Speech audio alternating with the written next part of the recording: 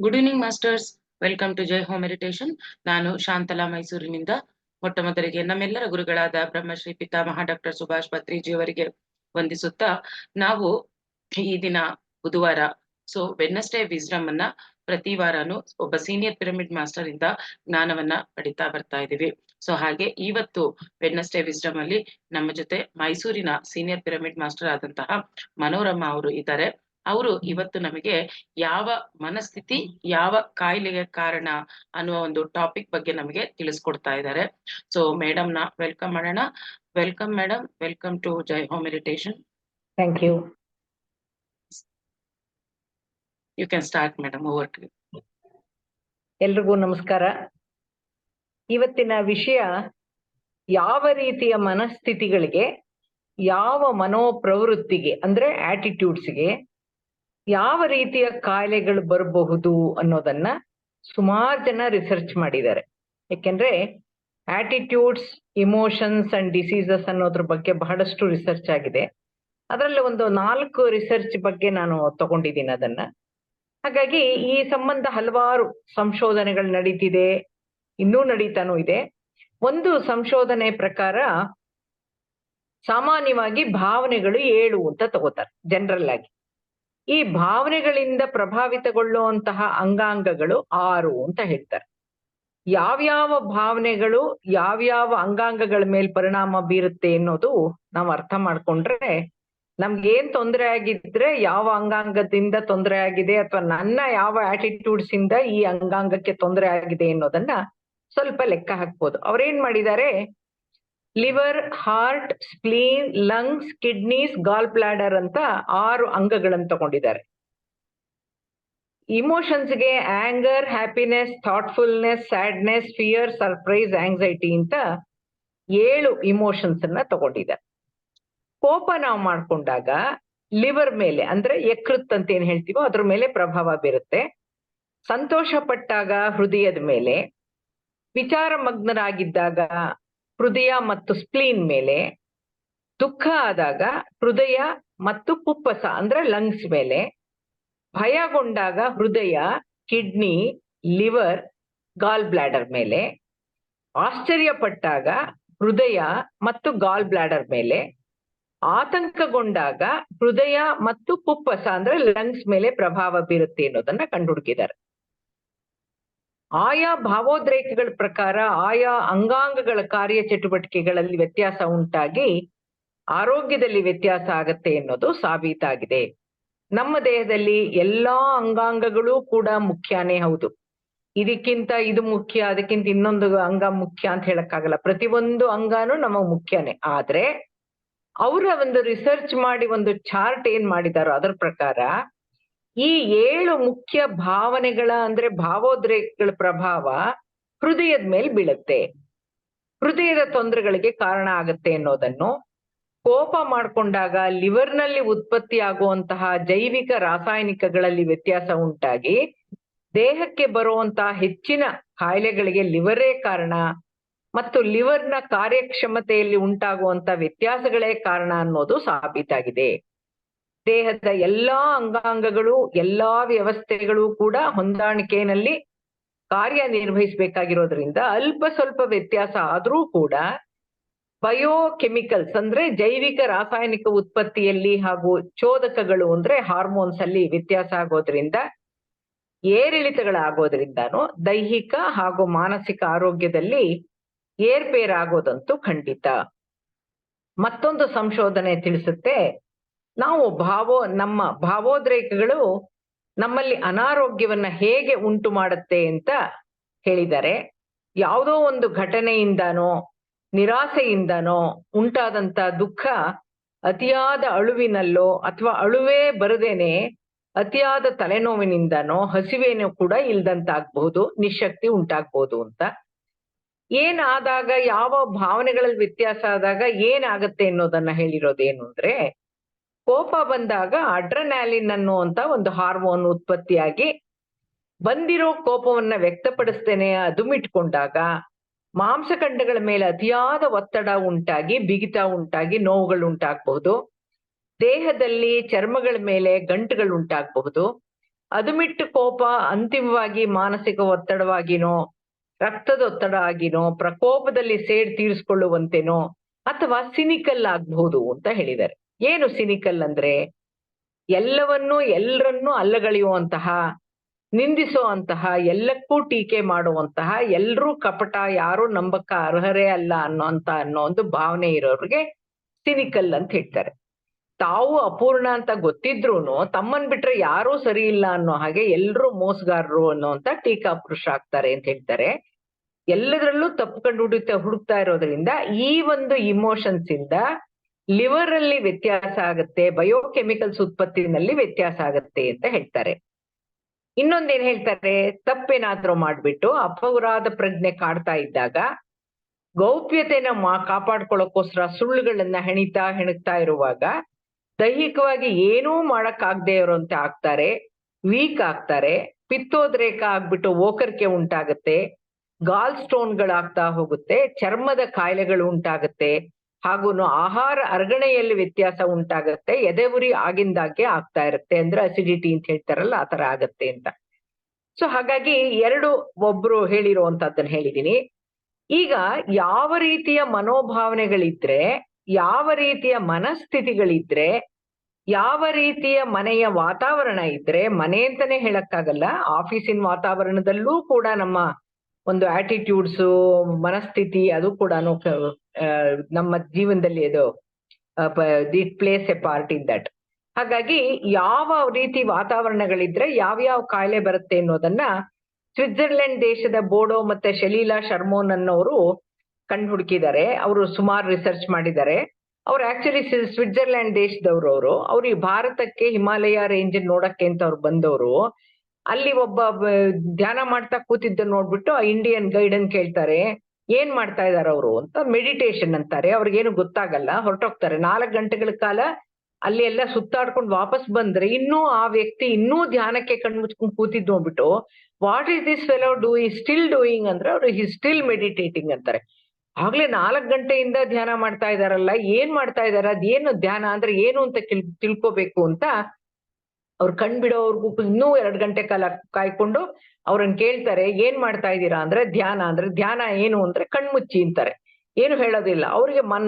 ಕಣ್ಮುಚ್ಚಿ ಅವ್ರು ಸ್ವಲ್ಪ ಹೊತ್ತಾಗ್ತಿದ್ದಾಗೆ ಬೆಚ್ಚ ಬಿದ್ದು ಕಣ್ಬಿಡ್ತಾರೆ. ಯಾತಕ್ಕೆ ಅಂತ ಕೇಳಿದ್ರೆ, ಮೈ ದೇಹದಲ್ಲಿ ಒಂದು ಎಲೆಕ್ಟ್ರಿಸಿಟಿ ಹರಿದಂಗಾಯ್ತು ನನಗೆ ಅಂತ, ಅದಕ್ಕೆ ನಾನು ಧ್ಯಾನ ಮಾಡ್ತೀನಿ ಅಂತ ಹೇಳ್ತಾರೆ. ಅಂದ್ರೆ ಧ್ಯಾನದಲ್ಲಿ ಎನರ್ಜಿ ಬರುತ್ತೆ ಅನ್ನೋದು ಅವ್ರಿಗೆ ಗೊತ್ತಾಗಿ ಉತ್ಸುಕತೆ ಹೆಚ್ಚಾಗಿ ಭಾರತ ದೇಶಕ್ಕೆ ವಾಪಸ್ ತಿರುಗಿ ಬಂದು 18 ರೀತಿಯ ಔಷಧೇತರ ಚಿಕಿತ್ಸಾ ಪದ್ಧತಿಗಳನ್ನ ಕಲ್ತ್ಕೊಂಡು ರೇಖಿ ಮಾಸ್ಟರ್ ಆಗಿ ಅವರು ಒಂದು ಪುಸ್ತಕ ಬರೀತಾರೆ. Reiki the universal life energy ಅನ್ನುವಂತ ಒಂದು ಪುಸ್ತಕ ಬರೀತಾರೆ. ಅದಂದ್ರೆ ರೇಖಿ ಮತ್ತು ವಿಶ್ವವ್ಯಾಪಿ ಜೈವಿಕ ಶಕ್ತಿ ಚೈತನ್ಯ ಅನ್ನುವಂತ ಪುಸ್ತಕದ 26ನೇ ಅಧ್ಯಾಯದಲ್ಲಿ ಏನ್ ಹೇಳಿದ್ದಾರೆ ಅಂತಂದ್ರೆ, ಮಾನವನ ಕಾಯಿಲೆಗಳಿಗೆ ಅವನ ಮನಸ್ಸೇ ಕಾರಣ, ಅವನ ಆಲೋಚನೆಗಳೇ ಕಾರಣ, ಅವನ ಗುಣ ಸ್ವಭಾವಗಳೇ ಕಾರಣ, ಆಧ್ಯಾತ್ಮಿಕ ಹಾಗೂ ಮಾನಸಿಕ ಅಸಮತೋಲನಗಳೇ ಕಾರಣ ಅಂತಾನು, ಮಾನವನ ಕಾಯಿಲೆ ಮತ್ತು ಕಾಯಿಲೆಯ ಗುಣಲಕ್ಷಣಗಳು ಅವನ ಈ ಕಾಯಿಲೆಗೆ ಯಾವ ಗುಣ ಸ್ವಭಾವಗಳು ಮೂಲವಾಗಿರುತ್ತೆ ಅನ್ನೋದನ್ನ ತಿಳಿಸಿದ್ದಾರೆ.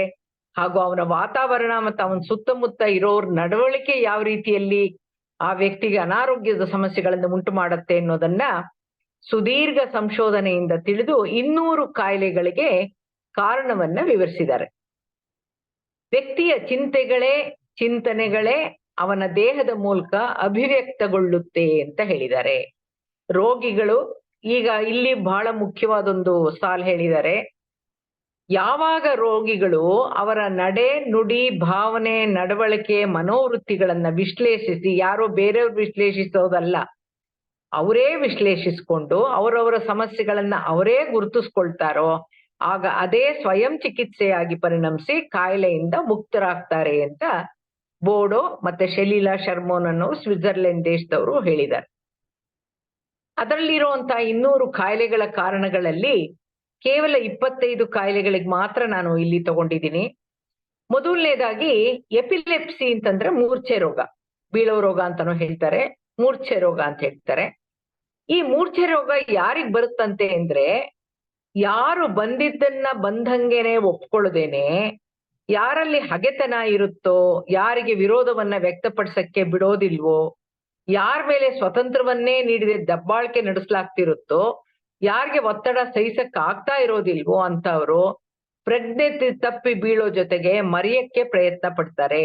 ಹಾಗೂ ಅದುಮಿಟ್ಟುಕೊಂಡಿರುವಂತ ಅವರ ದ್ವೇಷವನ್ನ, ಹಗೆತನವನ್ನ ಪ್ರಜ್ಞಾಹೀನ ಸ್ಥಿತಿಲಿ ಹೊರಹಾಕಕ್ಕೆ ಯತ್ನಿಸ್ತಾರೆ. ಅಂದ್ರೇನು? ಈ ಮೂರ್ಛೆ ರೋಗ ಬಂದು ಬಿದ್ದವರಲ್ಲಿ ನೋಡಿರ್ಬೋದು ನೀವು, ಅವರ ಕೈಗಳು ಕಾಲ್ಗಳು ಒಂಥರ ಅದರ್ತಾ ಇರುತ್ತೆ, ಬಡಿತಾ ಇರ್ತಾರೆ.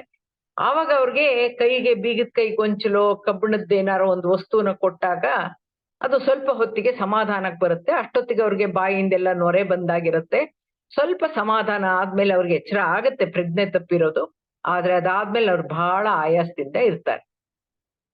ಇದಕ್ಕೆ ಅವ್ರ ಕಾರಣ ಏನ್ ಹೇಳ್ತಾ ಇದ್ದಾರೆ ಅಂದ್ರೆ, ಯಾರು ಬಂದಿದ್ದನ್ ಬಂದಂಗೆ ಒಪ್ಕೊಳ್ಳಲ್ವೋ, ಅವರಲ್ಲೊಂದು ದ್ವೇಷ ವಿರೋಧ ವ್ಯಕ್ತಪಡಿಸಕ್ ಆಗ್ತಾ ಇಲ್ವೋ, ನಾನು ಏನೋ ಹೇಳ್ಬೇಕು ಅವ್ರು ಬಿಡದೆ ಅಮುಕ್ಕಿಡ್ತಾ ಇರ್ತಾರೆ, ಏನೋ ಸ್ವತಂತ್ರನೇ ಕೊಡದೆ ದಬ್ಬಾಳಿಕೆ ನಡೆಸ್ತಾ ಇರ್ತಾರೋ ಅಂಥವ್ರಿಗೆ ಒತ್ತಡ ಸಹಿಸಕ್ ಆಗದೇನೆ ಪ್ರಜ್ಞೆ ತಪ್ಪಿ ಬೀಳ್ತಾರೆ ಅಂತ ಹೇಳ್ತಾರೆ.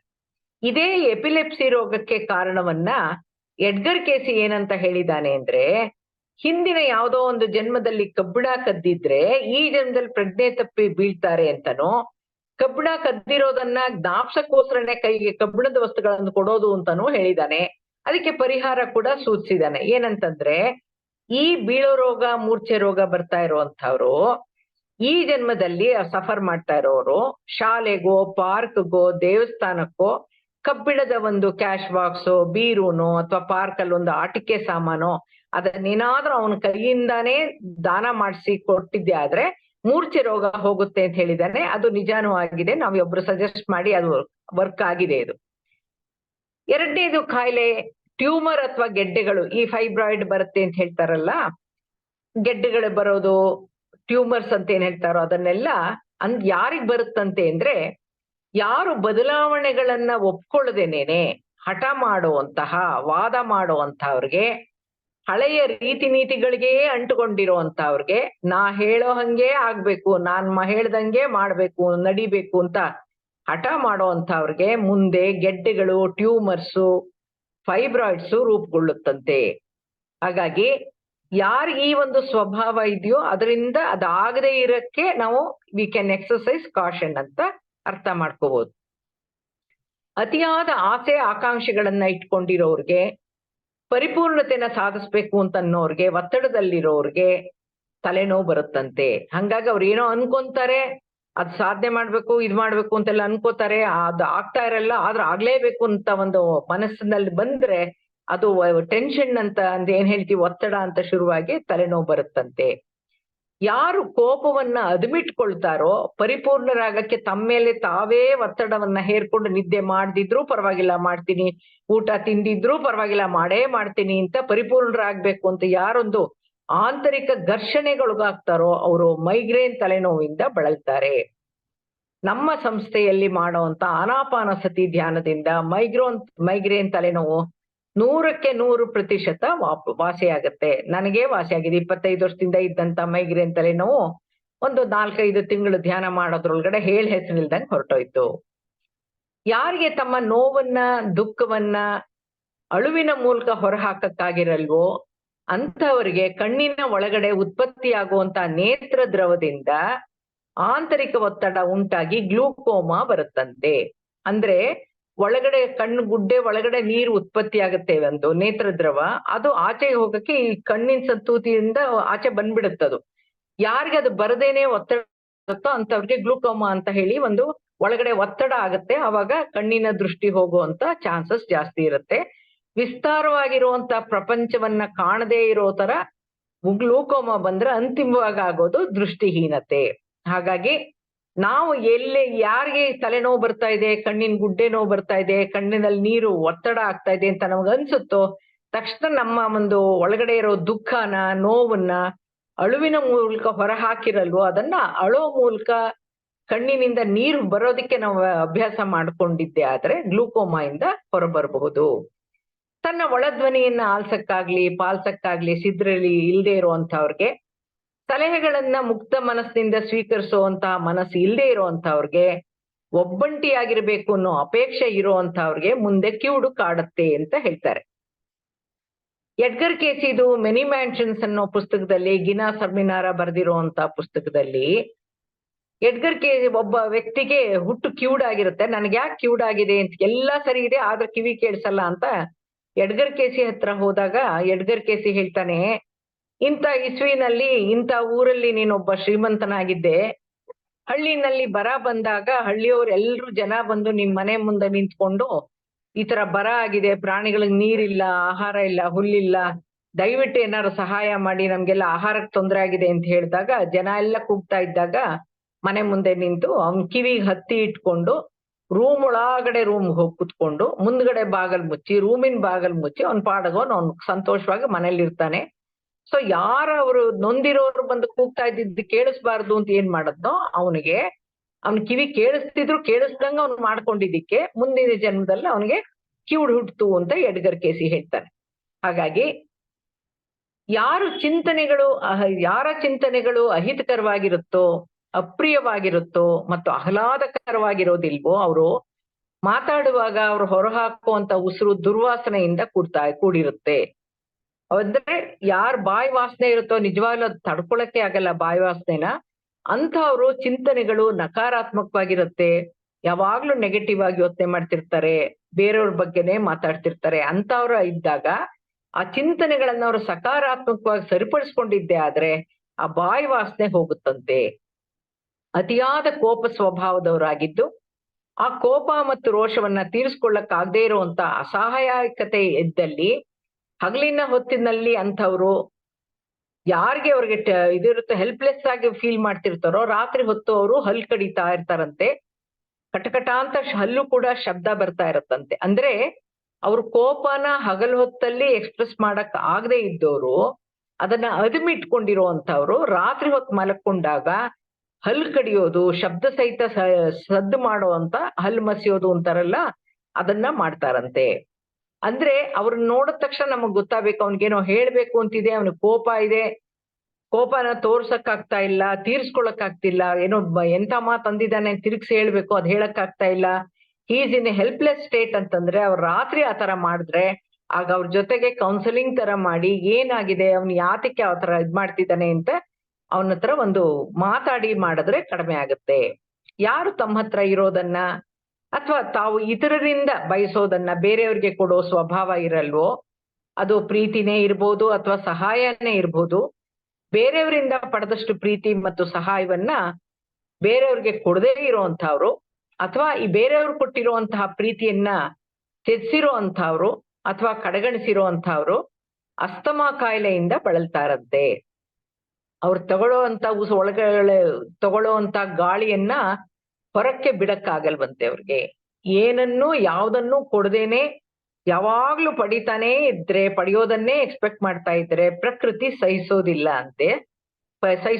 ಅಂತ ಹೇಳಿದ್ದಾರೆ. ಈಗ ನಮ್ಮ ತಪ್ಪು ಮನೋಭಾವನೆಗಳಿಂದ ನಮ್ಗೆ ಕಾಯಿಲೆ ಬರುತ್ತೆ, ಅದನ್ನ ಸರಿಪಡಿಸ್ಕೊಂಡ್ರೆ ಕಾಯಿಲೆ ವಾಸಿ ಆಗುತ್ತಂತೆ, ಸರಿಪಡಿಸ್ಕೊಳ್ಳೋಣ. ಆದ್ರೆ ನಮಗ್ ಬರೋ ಕಾಯಿಲೆಗಳಿಗೆ ನಮ್ಮ ಸುತ್ತಮುತ್ತಲ್ ಇರೋರು ಕೂಡ ಕಾರಣ ಅಂತ ಹೇಳಿದ್ದಾರೆ. ನೋಡೋಣ ಹೇಗೆ ಹೇಳಿದ್ದಾರೆ ಅಂತ. ನಮ್ಮ ಹತ್ತಿರದವ್ರೆ, ನಮ್ಮ ಕುಟುಂಬದವ್ರೆ, ನಮ್ಮ ಜೊತೆಲಿರೋರೇನೆ ನಮ್ಗೆ ಕಿರಿಕಿರಿ ಮಾಡ್ತಾ ಇದ್ರೆ, ಕೆರಳಿಸ್ತಾ ಇದ್ರೆ, ನಮ್ಮ ಸ್ವತಂತ್ರಕ್ಕೆ ಧಕ್ಕೆ ಉಂಟು ಮಾಡ್ತಾ ಇದ್ರೆ, ಮುಂದೆ ಆ ಕಷ್ಟ ಸಹಿಷ್ಣುತೆನೆ ಸೈನಸ್ ತೊಂದರೆಗೆ ಕಾರಣವಾಗಿ ಮೂಗಲ್ಲಿ ಸೋರುವಂತಹದ್ದು, ಹುಬ್ಬುಗಳ ಹತ್ರ ನೋವು ಬರುವಂತಹದ್ದು, ತಲೆ ಭಾರ ಆಗೋದು, ಉಸಿರಾಡಕ್ ಕಷ್ಟ ಆಗೋದು.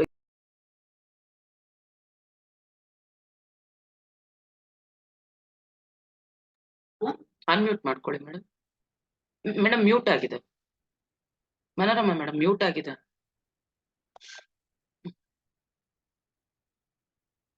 ಮೇಡಮ್ ಮ್ಯೂಟ್ ಆಗಿದೆ. ಯಾರಿಗೆ ಅವರ ಜೀವನದಲ್ಲಿ ತನ್ನ ಕುಟುಂಬದವರಿಂದ ಇತರರಿಂದ ಉಂಟಾಗುವಂತ ಸೌಂಡ್ ಕಡಿಮೆ ಆಯ್ತು ಮೇಡಮ್. ಯಾಕೋ ಆಂತರಿಕ ಘರ್ಷಣೆಯನ್ನ ಪರಿಹರಿಸಿಕೊಳ್ಳಕ್ಕಾಗ್ದೇನೆ ತಮ್ಮೊಳಗೆ ಅದುಮಿಟ್ಕೊಂಡಿರ್ತಾರೋ, ಒಪ್ಕೊಳ್ಳಕ್ಕಾಗ್ದೇನೆ ತೊಳಲಾಡ್ತಾ ಇರ್ತಾರೋ, ನುಂಗಲಾರದ ಬಿಸಿ ತುಪ್ಪದಂತಾಗಿರುತ್ತೋ ಅವ್ರಿಗೆ ಆಗಾಗ್ಗೆ ಗಂಟಲು ಗ್ರಂಥಿಯ ಊತ ಆಗಿ ನೋವಿನಿಂದ ಉಗುಳ್ನುಂಗಕ್ಕೂ ಕಷ್ಟಪಡ್ತಾ ಇರುತ್ತೆ. ಅವರ ಆಹಾರ ನುಂಗಲಾರದ ತುತ್ತಿನಂತೆ ಕಷ್ಟಪಡ್ತಾ ನೀರಿನ ಸಹಾಯದಿಂದ ಸೇವಿಸ್ತಾ ಹೋಗ್ಬೇಕಾಗತ್ತಂತೆ. ಅಂದ್ರೆ ಒಳಗಡೆನೆ ಘರ್ಷಣೆ ಇದೆ, ಅದರಿಂದ ಆಚೆ ಬರಕ್ ಆಗ್ತಾ ಇಲ್ಲ, ಕಷ್ಟಗಳನ್ನ ಸಹಿಸಕ್ ಆಗ್ತಾ ಇಲ್ಲ, ಒಪ್ಕೊಳಕ್ಕೂ ಆಗ್ತಾ ಇಲ್ಲ. ಆ ತರ ಬಿಸಿ ತುಪ್ಪ ಅಂತ ಹೇಳ್ತಾರಲ್ಲ, ಉಗ್ದ್ ಬಿಡೋಣ ಅಂದ್ರೆ ವೇಸ್ಟ್ ಆಗುತ್ತೆ, ನುಂಗ್ತೀನಿ ಅಂದ್ರೆ ಗಂಟ್ಲು ಸುಟ್ಟೋಗುತ್ತೆ. ಆ ತರ ಸ್ಥಿತಿನಲ್ಲಿ ಅವ್ರಿಗೆ ಆವಾಗ ಗಂಟ್ಲು ನೋವು ಬರ್ತಾ ಇರತ್ತೆ, ನುಂಗಕ್ ಆಗ್ತಾ ಇರಲ್ಲ ಅನ್ನೋದನ್ನ ಹೇಳ್ತಾ ಇದ್ದಾರೆ. ಬೇರೆಯವರು ನಿಮ್ಮಿಂದ ಅತಿಯಾಗಿ ಅಪೇಕ್ಷಿಸ್ತಿದ್ದಾಗ ಎಷ್ಟು ಕೆಲಸ ಮಾಡಿದ್ರು ತೃಪ್ತಿ ಇಲ್ಲ, ಎಷ್ಟು ಖರ್ಚು ಮಾಡಿದ್ರು ತೃಪ್ತಿ ಇಲ್ಲ, ಎಷ್ಟು ಮನೆನ ನೋಡ್ಕೊಂಡು ಹೋದ್ರು ತೃಪ್ತಿ ಇಲ್ಲ, ಆ ತರ ಇದ್ದಾಗ, ನಮ್ಮಿಂದ ಅಪೇಕ್ಷೆ ಜಾಸ್ತಿ ಆದಾಗ, ಅದು ನಿಮಗೆ ಹೊರೆ ಅಂತ ಅನ್ನಿಸ್ದಾಗ, ಅಥವಾ ನಿಮ್ಮಿಂದ ಅಸಾಧ್ಯ, ನನ್ ಕೈಲಿ ಮಾಡಕ್ಕಾಗಲ್ಲ, ಇಷ್ಟೇ ನಂಗೆ ಮಾಡಕ್ಕಾಗೋದು ಅಂತ ಆದಾಗ, ಅಥವಾ ಅವ್ರು ಹೇಳೋದನ್ನ ಅವ್ರು ಎಕ್ಸ್ಪೆಕ್ಟ್ ಮಾಡೋದನ್ನೆಲ್ಲ ಮಾಡಕ್ ನಿಮ್ಗೆ ಇಷ್ಟ ಇಲ್ಲ ಅಂತ ಅನ್ನಿಸ್ದಾಗ ಆಹಾರ ನುಂಗಕ್ಕೆ ಕಷ್ಟ ಆಗುತ್ತಂತೆ, ಉಗುಳ ನುಂಗಕ್ಕೂ ಕೂಡ ಕಷ್ಟ ಆಗುತ್ತಂತೆ. ಹಾಗಾಗಿ ಏನೋ ಅಡಚಣೆ ಇದೆಯೇನೋ ಅಂತ ಅನ್ನಿಸ್ತಾ ಇರುತ್ತೆ. ಇತರರಿಂದ ಘಟಿಸಿರುವಂತ ನೋವಿನ ಸಂಗತಿಗಳನ್ನ, ಸ್ಥಿತಿಗತಿಗಳನ್ನ ನುಂಗಿಕೊಂಡು ಜೀವಿಸ್ಬೇಕಾದಂತ ಸ್ಥಿತಿ ಬಂದಾಗ ಆಹಾರ ಇರ್ಲಿ, ನೀರನ್ನು ನುಂಗಕ್ಕೆ ಕಷ್ಟಪಡ್ತಾರೆ ಅಂತ ಹೇಳ್ತಾರೆ. ಯಾರ ಮೇಲೆ ದಬ್ಬಾಳಿಕೆ ನಡೀತಿರುತ್ತೋ, ಅಥವಾ ಯಾರು ಒತ್ತಾಯಕ್ಕೆ ಒಳಗಾಗ್ತಾ ಇರ್ತಾರೋ, ಅಥವಾ ಯಾರ ಸ್ವತಂತ್ರಕ್ಕೆ ನಿರ್ಬಂಧ ಹೇರ್ಲಾಗಿರುತ್ತೋ ಅಂತವ್ರಿಗೆ ಉಸಿರಾಟಕ್ಕೆ ಕಷ್ಟ ಆಗತ್ತಂತೆ. ಅದು ಆರ್ಥಿಕ ಸ್ವತಂತ್ರಕ್ಕಿರ್ಬೋದು, ಕೆಲಸದ ಸ್ವತಂತ್ರಕ್ಕಿರ್ಬೋದು, ಅಥವಾ ಮಾತಿನ ಸ್ವತಂತ್ರಕ್ಕೆ ಧಕ್ಕೆ ತರುವಂತಹ ತೇಜೋವಧೆ ಕೂಡ ಇರ್ಬೋದು, ಅಥವಾ ಬಾಯಿ ಮುಚ್ಚಿಸುವಂತಹ ದರ್ಪವಿರ್ಬೋದು, ಅಥವಾ ದಬಾವಣೆ ಕೂಡ ಇರ್ಬೋದು. ಯಾರು ಸಹಿಸ್ಕೊಂಡಿರ್ತಾರೋ ಇದನ್ನೆಲ್ಲ, ಸ್ವತಂತ್ರಕ್ಕಾಗಿ ನಾವು ಬೇಕು, ನನಗೆ ಸ್ವತಂತ್ರ ಬೇಕು ಅಂತ ಯಾರು ಬಯಸ್ತಾರೋ, ಹಾತೊರಿತಿರ್ತಾರೋ ಅಂತವ್ರು ಗಾಳಿಗೂ ಹಾತೊರಿತಾ ಇರ್ತಾರಂತೆ. ಅಂದ್ರೆ ಗಾಳಿ ಬೇಕು ಅಂತ ಅನ್ಸ್ತಾ ಇರತ್ತೆ ಅಂತ ಹೇಳಿದ್ದಾರೆ.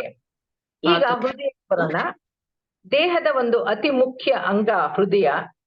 ಈ ಹೃದಯ ನಮ್ಮ ಭಾವನೆಗಳಿಗೆ, ಈ ದೇಹ ನಮ್ಮ ಭಾವನೆಗಳಿಗೆ ಮತ್ತು ಪ್ರೀತಿಗೆ ಪ್ರತೀಕ. ದೇಹದ ಎಲ್ಲಾ ಭಾಗಗಳಿಗೂ ರಕ್ತ ಪರಿಚಲನೆಯನ್ನ ನೋಡ್ಕೊಳ್ಳುತ್ತೆ. ದೇಹದಲ್ಲಿರುವಂತ ಪ್ರಾಣಶಕ್ತಿ ಚೈತನ್ಯವನ್ನ ಮತ್ತು ಬದುಕನ್ನ ಸೂಚಿಸುತ್ತೆ. ಯಾವುದೇ ಭಾವನಾತ್ಮಕ ಅಸಮತೋಲನ ಅಂದ್ರೆ ಇಮೋಷನಲ್ ಇಂಬ್ಯಾಲೆನ್ಸ್ ಅಂತ ಈ ಮೂಲ ಪ್ರಾಣಶಕ್ತಿ ಚೈತನ್ಯಕ್ಕೆ ಧಕ್ಕೆ ಉಂಟು ಮಾಡುತ್ತೆ ಅಂತಾನೋ, ಮಾನಸಿಕ ಘರ್ಷಣೆ ಅಥವಾ ದುಃಖದ ಪ್ರಭಾವ ಹೃದಯದ ಮೇಲೆ ಬಿದ್ರೆ ಪ್ರಾಣಾಪಾಯ ಅಂತನೂ ತಿಳಿಸ್ತಾ, ಎಂತಹ ಮನೋಪ್ರವೃತ್ತಿ ಇರೋರು ಹೃದಯಕ್ಕೆ ಮತ್ತು ರಕ್ತಕ್ಕೆ ಸಂಬಂಧಿಸಿರುವಂತ ಯಾವ್ಯಾವ ಕಾಯಿಲೆಗೆ ತುತ್ತಾಗ್ತಾರೆ ಅನ್ನೋದನ್ನ ತಿಳಿಸಿದ್ದಾರೆ. ಭಾವನೆಗಳನ್ನ ಯಾರ ಜೊತೆನೂ ಹಂಚ್ಕೊಳ್ಳದೆ ಅದುಮಿಡೋ ಅಂಥವ್ರು, ಸಣ್ಣ ಸಣ್ಣ ವಿಚಾರಕ್ಕೂ ಭಾವೋದ್ರೇಕಗೊಳ್ಳೋರು, ಕೋಪಿಷ್ಟ್ರು, ಗಡುಸು ಸ್ವಭಾವವುಳ್ಳವರು ಹೃದಯಾಘಾತದಿಂದ ಬಳಲ್ತಾರಂತೆ.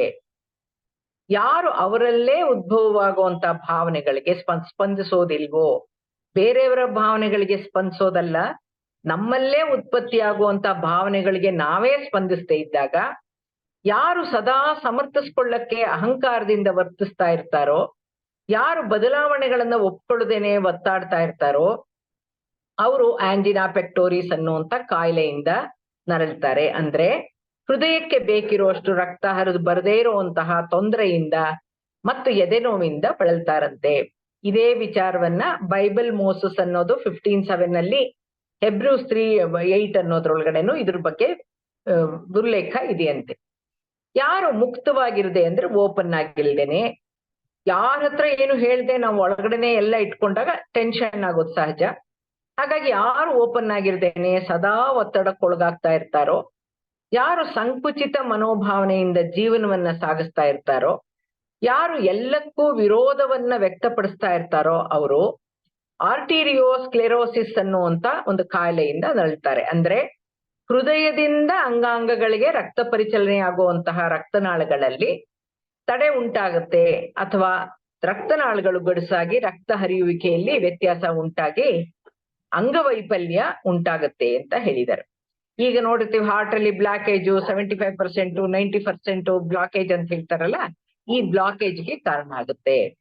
ಯಾರು ತಮ್ಮ ಚಿಂತನೆಗಳನ್ನ ಮತ್ತು ಭಾವೋದ್ರೇಕಗಳನ್ನ ದೀರ್ಘಕಾಲ ವ್ಯಕ್ತಪಡಿಸ್ತೇನೆ ಅದುಮಿಟ್ಕೊಳ್ತಾರೆಯೋ, ಯಾರು ಸ್ವದಾ ದ್ವಂದ್ವಗಳಲ್ಲಿ ಮುಳುಗಿ ಮಾಡ್ಲೋ ಬೇಡವೋ, ಹೋಗ್ಲೋ ಬೇಡವೋ, ತಿನ್ಲೋ ಬೇಡವೋ, ಪ್ರತಿಯೊಂದಕ್ಕೂ ಎರಡೆರಡು ಆಪ್ಷನ್ಸ್ ಇಟ್ಕೊಂಡು ಒದ್ದಾಡ್ತಿರ್ತಾರ ಅಂತವ್ರು, ನಿರ್ಧಾರ ತಗೊಳಕ್ ಆಗದೇನೆ ಒದ್ದಾಡ್ತಾ ಇರ್ತಾರೋ ಅವರುಗಳು ಅಧಿಕ ರಕ್ತ ಒತ್ತಡದಿಂದ ಬಳಲ್ತಾರೆ ಅಂತ ತಿಳಿಸಿದ್ದಾರೆ.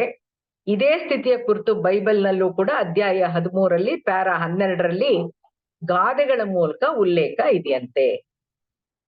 ಯಾರು ಜೀವನದ ಸಮಸ್ಯೆಗಳನ್ನ ಎದುರಿಸಕ್ಕೆ ಹಿಂಜರಿತಾ ಇರ್ತಾರೋ, ಯಾರು ಜವಾಬ್ದಾರಿಯನ್ನ ನಿಭಾಯಿಸಕ್ಕೆ ಹೆದರ್ತಾರೋ, ಯಾರು ತಮ್ಮನ್ನ ತಾವೇ ಸಮರ್ಥಿಸ್ಕೊಳ್ಳಕ್ಕೆ ಪ್ರೂವ್ ಮಾಡಕ್ಕೆ ಹಿಂಜರಿತಾರೋ, ಅವರಲ್ಲಿ ಅತ್ಯಗತ್ಯ ಪ್ರಾಣಶಕ್ತಿ ಚೈತನ್ಯದ ಕೊರತೆ ಇದ್ದು ಅವರು ಲೋ ಬ್ಲಡ್ ಪ್ರೆಷರ್ ಇಂದ, ಕಡಿಮೆ ರಕ್ತದೊತ್ತಡದಿಂದ ಬಳಲ್ತಾರೆ. ಯಾರು ಜೀವನವನ್ನ ಧೈರ್ಯವಾಗಿ ಎದುರಿಸಕ್ಕೆ ಭಯ ಪಡ್ತಿರ್ತಾರೋ, ಯಾರು ಜವಾಬ್ದಾರಿಗಳನ್ನ ವಹಿಸ್ಕೊಳ್ಳಕ್ಕೆ ಹಿಂದೇಟ್ ಹಾಕ್ತಾ ಇರ್ತಾರೋ, ಯಾರಲ್ಲಿ ಉತ್ಸಾಹ ಮತ್ತು ಸಂತೋಷದ ಕೊರತೆ ಇರುತ್ತೋ, ಯಾವುದನ್ನೂ ಹೃದಯ ತುಂಬಿ ಒಪ್ಕೊಳ್ಳೋದಿಲ್ಲ. ಏನಾರ ಮಾಡ್ತೀಯಾ ಅಂತಂದ್ರೆ ಓಕೆ, ಆದ್ರೆ I will do it, but okay but ಅಂತ ಯಾವಾಗ್ಲೂ ಅದಕ್ಕೊಂದು ಆದ್ರೆ ಬಟ್ ಅನ್ನೋದನ್ನ ಸೇರಿಸ್ತಾ ಇರ್ತಾರೆ. ಅಂತಹವರು ರಕ್ತಹೀನತೆಯಿಂದ ಅಂದ್ರೆ ಅನಿಮಿಯಾದಿಂದ ಬಳಲ್ತಾರೆ ಅಂತ ಹೇಳಿದ್ದಾರೆ. ಯಾರು ಮಾಡ್ತಾ ಇರುವಂತ ಕೆಲ್ಸವನ್ನ ಇಷ್ಟವಿಲ್ದೇನೆ ಬಲವಂತವಾಗಿ ಮಾಡ್ತಾ ಇರ್ತಾರೋ, ನಿರಾಶೆಗೊಳಗಾಗ್ತಾ ಇರ್ತಾರೋ, ಮತ್ತು ಯಾರು ಸ್ಥಿತಿಗತಿಗಳನ್ನ ಒಪ್ಕೊಳ್ಳೋದಿಲ್ವೋ, ಸಂತೋಷದಿಂದ ಕಾರ್ಯ ನಿರ್ವಹಿಸೋದಿಲ್ವೋ, ಅವರು ವೆರಿಕೋಸ್ ವೇನ್ಸ್ ಕಾಲ್ಗಳಲ್ಲಿ ನೀಲಿ ನರದ ಸಮಸ್ಯೆಯಿಂದ ಬಳಲ್ತಾ ಇರ್ತಾರೆ. ಇದು ರಕ್ತ ಪರಿಚಲನೆಯ ಸಮಸ್ಯೆ. ಯಾರು ಸಮಸ್ಯೆಗಳಿಂದ ಹೊರಬರಕ್ಕಾಗ್ದೇನೆ, ಬಗೆಹರಿಸಕ್ಕಾಗ್ದೇನೆ, ಘಟನೆ ಮತ್ತು ಸ್ಥಿತಿಗತಿಗಳನ್ನ ಒಪ್ಕೊಳ್ಳಕ್ಕಾಗ್ದೇನೆ, ಯಾರೊಂದಿಗೂ ಹಂಚಿಕೊಳ್ಳಲಾಗ್ದೇನೆ ಅಸಹಾಯಕ ಸ್ಥಿತಿಯಲ್ಲಿ ಅವರ ಅಸ್ತಿತ್ವಕ್ಕೆ ಧಕ್ಕೆ ಉಂಟಾಗುವಂತ ಸ್ಥಿತಿ ಬಂದಾಗ, ಅವ್ರಿಗೆ ನಂಬಿದವರೇ ಮೋಸ ಮಾಡಿದಾಗ, ಮಾನಸಿಕ ದುರ್ಬಲತೆಯಿಂದ, ಆ ಘಟನೆಯಿಂದ, ಆ ಅರಿವಿಂದ ದೂರ ಉಳಿಯಕ್ಕೆ ಪ್ರಜ್ಞೆ ತಪ್ಪುತ್ತಾ ಇರ್ತಾರಂತೆ. ಯಾರಿಗೆ ತಮ್ಮ ಭಾವನೆಗಳನ್ನ ಮತ್ತು ರೋಷವನ್ನ ಹೊರಗೆ ಹಾಕಕ್ಕಾಗದೆ ತಮ್ಮ ಕೋಪತಾಪಗಳನ್ನ ಹೊಟ್ಟೆ ಒಳಗೆ ಅಡಗಿಸಿಟ್ಕೊಂಡಿರ್ತಾರೋ ಅಂತವ್ರಿಗೆ ಅವರಲ್ಲೇ ಉತ್ಪತ್ತಿಯಾಗುವಂತ ಜಠರ ರಸಗಳು ಅಂತಂದ್ರೆ ಜಠರಾಮ್ಲಗಳು ಮುಂದೆ ಆಸಿಡ್ ಆಗಿ ಅವರ ಹೊಟ್ಟೆಯನ್ನೇ ಕರಗಿಸಕ್ಕೆ ಪ್ರಾರಂಭ ಆಗಿ ಗ್ಯಾಸ್ಟ್ರಿಕ್ ಸಮಸ್ಯೆ ಉದ್ಭವವಾಗಿ ಎದೆ ಉರಿ ಉಂಟಾಗುತ್ತೆ. ಅವ್ರುಗಳು ಕೋಪವನ್ನ ಕಡಿಮೆ ಮಾಡ್ಕೊಳ್ಳೋದಲ್ದೆ ಭಿನ್ನಾಭಿಪ್ರಾಯಗಳನ್ನ ಬಗೆಹರಿಸ್ಕೊಂಡ್ರೆ ಅವ್ರ ಸಮಸ್ಯೆ ಬಗೆಹರಿಯುತ್ತೆ. ಯಾವುದೇ ಅನಪೇಕ್ಷಿತ ಘಾತಕ ಪರಿಸ್ಥಿತಿಗಳನ್ನ ಒಪ್ಕೊಳ್ದೆ ಇರುವಂತವ್ರು, ಅರಗಿಸ್ಕೊಳ್ಳಕ್ಕಾಗದೆ ಇರುವಂತವ್ರು, ದುಃಖ ಸಹಿಸಕ್ಕಾಗ್ದೇನೆ ದುಃಖದಿಂದ ಮತ್ತು ಅಭದ್ರತೆಯ ಭಯದಿಂದ ಉಗುಳು ಜೊತೆ ಗಾಳಿನೂ ಕೂಡ ನುಂಗ್ತಾ ಇರ್ತಾರೋ, ಹೊಟ್ಟೆ ಉಬ್ರ ಆಗಿರೋ ಹಾಗೆ ಬಳಲ್ತಾ ಇರ್ತಾರೆ. ಸುದೀರ್ಘ ತೇಗಿನ ಮೂಲಕ ಅವುಗಳನ್ನ ಮಾನಸಿಕವಾಗಿ ತೆಗ್ಸಕ್ಕೆ ಹೊರಹಾಕಕ್ಕೆ ಪ್ರಯತ್ನಿಸ್ತಾ ಇರ್ತಾರೆ. ಆದ್ರ ತೇಗು ಕೂಡ ಬರೋದೇ ಇಲ್ಲ, ಅದು ಹೊಟ್ಟೆ ಉಬ್ರಾನೂ ಅಲ್ಲ. ಇಂಥ ಸಿಚುಯೇಷನ್ ಅಲ್ಲಿ ಕೌನ್ಸೆಲಿಂಗ್ ಕೊಟ್ಟು ಆಪ್ತ ಸಲಹೆ ಖಂಡಿತ ಸಹಾಯ ಆಗತ್ತೆ. ಮಾನಸಿಕ ಘರ್ಷಣೆ ಮತ್ತು ದುಃಖವನ್ನ ಆಪ್ತರೊಡನೆ ಹಂಚಿಕೊಳ್ಳದ ಹೊರತು ಈ ಸಮಸ್ಯೆಯಿಂದ ಹೊರಬರಕ್ಕಾಗೋದಿಲ್ಲ. ಹೊರಬರದೇ ಇದ್ದಲ್ಲಿ ಇತರ ಮನೋಸಂಬಂಧಿತ ಸಮಸ್ಯೆಗಳು ಎದುರಾಗಬಹುದು. ಯಾರು ಯಾವ್ದಾದ್ರೂ ಹಳೆಯ ವಿಚಾರಗಳನ್ನ, ನಿಂದನೆಗಳನ್ನ ಒಪ್ಕೊಳ್ಳಕ್ಕಾಗ್ದೆ ಮತ್ತು ಅರಗಿಸ್ಕೊಳ್ಳಕ್ಕಾಗ್ದೆ ಹೊರಹಾಕಿ ಬಿಡ್ಬೇಕು ಅನ್ನೋಂತ ಆತಂಕ ಕಾಡ್ತಾ ಇರುತ್ತೋ, ಯಾರಿಗೆ ನಿಂದನೆಗಳನ್ನ ಖಂಡಿಸಿ ತಿಳಿಸುವಂತಹುದು ಬೇಕಾದಷ್ಟಿದ್ರು ಕೂಡ ತಿಳಿಸಕ್ಕಾಗ್ದೇನೆ, ಹೇಳೋದ್ ಸಾಕಷ್ಟಿದ್ರೂ ಕೂಡ ಹೇಳಕ್ಕಾಗ್ದೇನೆ ಬಾಧೆ ಪಡ್ತಾ ಇರ್ತಾರೋ ಅಂತವ್ರಿಗೆ ಆಹಾರ ಅರಗಣೆಯ ಸಮಸ್ಯೆ ಕೂಡ ಕಾಡತ್ತೆ. ಆಗಾಗ್ಗೆ ಇದ್ದಕ್ಕಿದ್ದಂತೆ ಲೂಸ್ ಮೋಷನ್ಸ್ ಆಗತ್ತೆ, ಬೇದಿನೂ ಆಗತ್ತೆ. ಮಾನಸಿಕ ಒತ್ತಡವನ್ನ ಕಡಿಮೆ ಮಾಡ್ಕೊಳ್ತಾ ಇರ್ತಾರೆ ಲೂಸ್ ಮೋಷನ್ಸ್ ಮಾಡೋ ಮೂಲಕ. ಭೌತಿಕ ಕಾರಣಗಳೇನೂ ಬೇಕಿಲ್ಲ.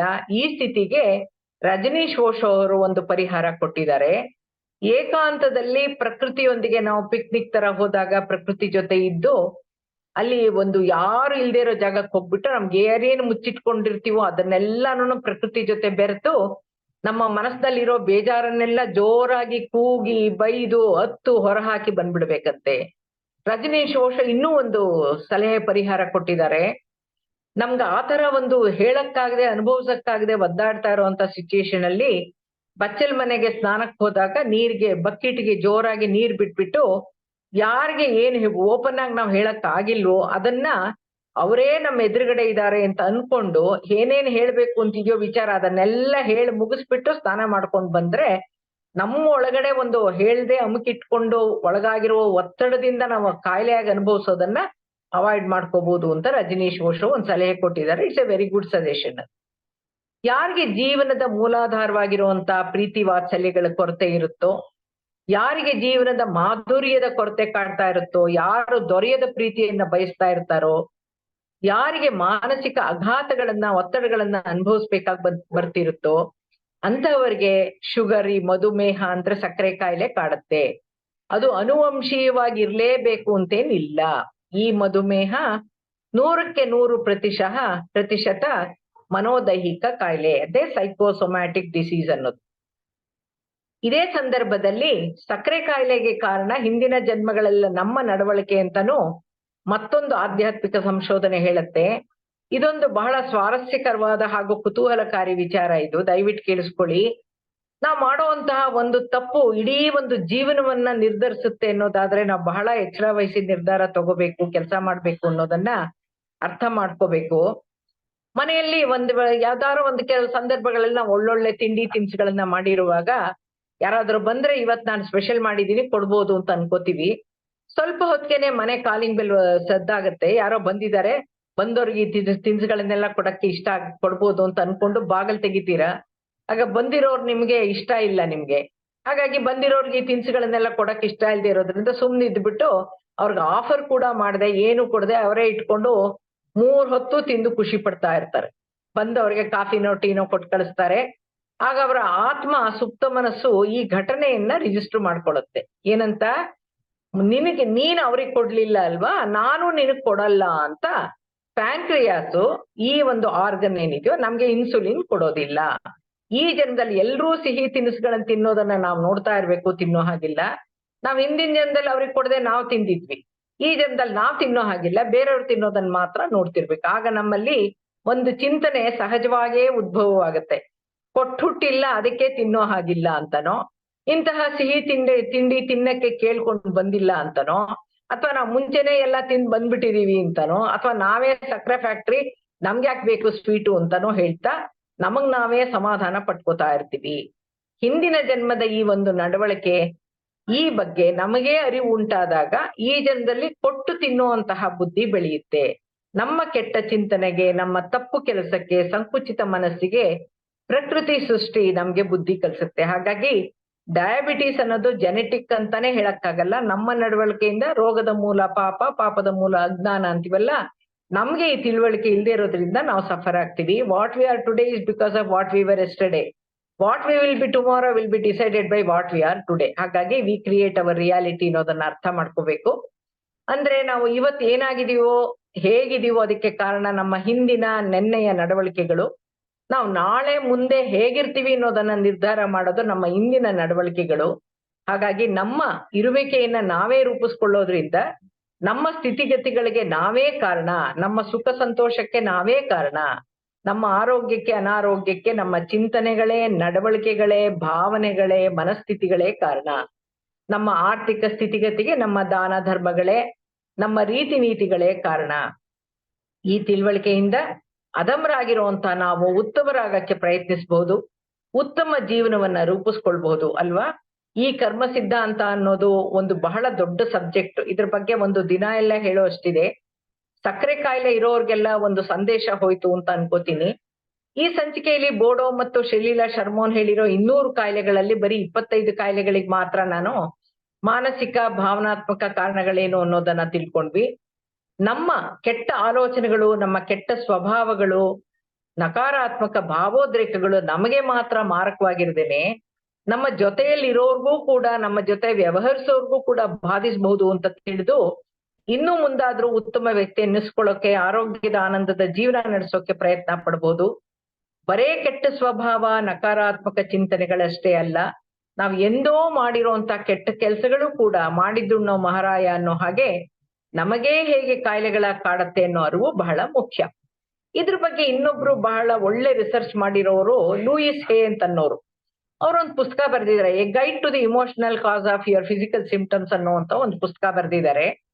ಆ ಪುಸ್ತಕದ ಪ್ರಕಾರ ದೇಹಕ್ಕೂ ಮನಸ್ಸಿಗೂ ಭಾವನೆಗಳಿಗೂ ನಮ್ಮ ಗುಣ ಸ್ವಭಾವಗಳಿಗೂ ನೇರವಾದ ಸಂಬಂಧ ಇರೋದ್ರಿಂದ ನಮ್ಮಲ್ಲಿ ಪ್ರಕಟಗೊಳ್ಳುವ ಕಾಯಿಲೆಗಳಿಂದ ನಮ್ಮ ಸ್ವಭಾವಗಳನ್ನ ತಿಳ್ಕೊಳ್ಬಹುದು ಅಂತ ಹೇಳಿದ್ದಾರೆ. ಪ್ರತಿ ಅನಾರೋಗ್ಯಕ್ಕೂ ಅದ್ರ ಹಿಂದೆ ಒಂದು ಮಾನಸಿಕ ಮೂಲ ಇದ್ದೇ ಇರುತ್ತೆ ಅಂತ ಹೇಳ್ತಾರೆ.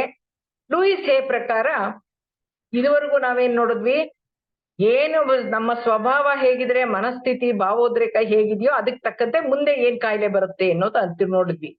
ಈ ಲೂಯಿಸ್ ಹೇ ಅನ್ನೋರು ಏನ್ ಹೇಳ್ತಾರೆ ಅಂದ್ರೆ, ಯಾವ ಕಾಯಿಲೆ ದೇಹದಲ್ಲಿ ಪ್ರಕಟಗೊಂಡಿದ್ಯೋ ಅದಕ್ಕೆ ಅವರ ನಡವಳಿಕೆಗಳು ಹೇಗಿರುತ್ತೆ, ಅವರ ಸ್ವಭಾವ ಹೇಗಿರುತ್ತೆ ಅನ್ನೋದನ್ನ ಕಾಯಿಲೆಯಿಂದ ಅನಲೈಸ್ ಮಾಡ್ಬೋದು ಅಂತ ಹೇಳ್ತಾರೆ.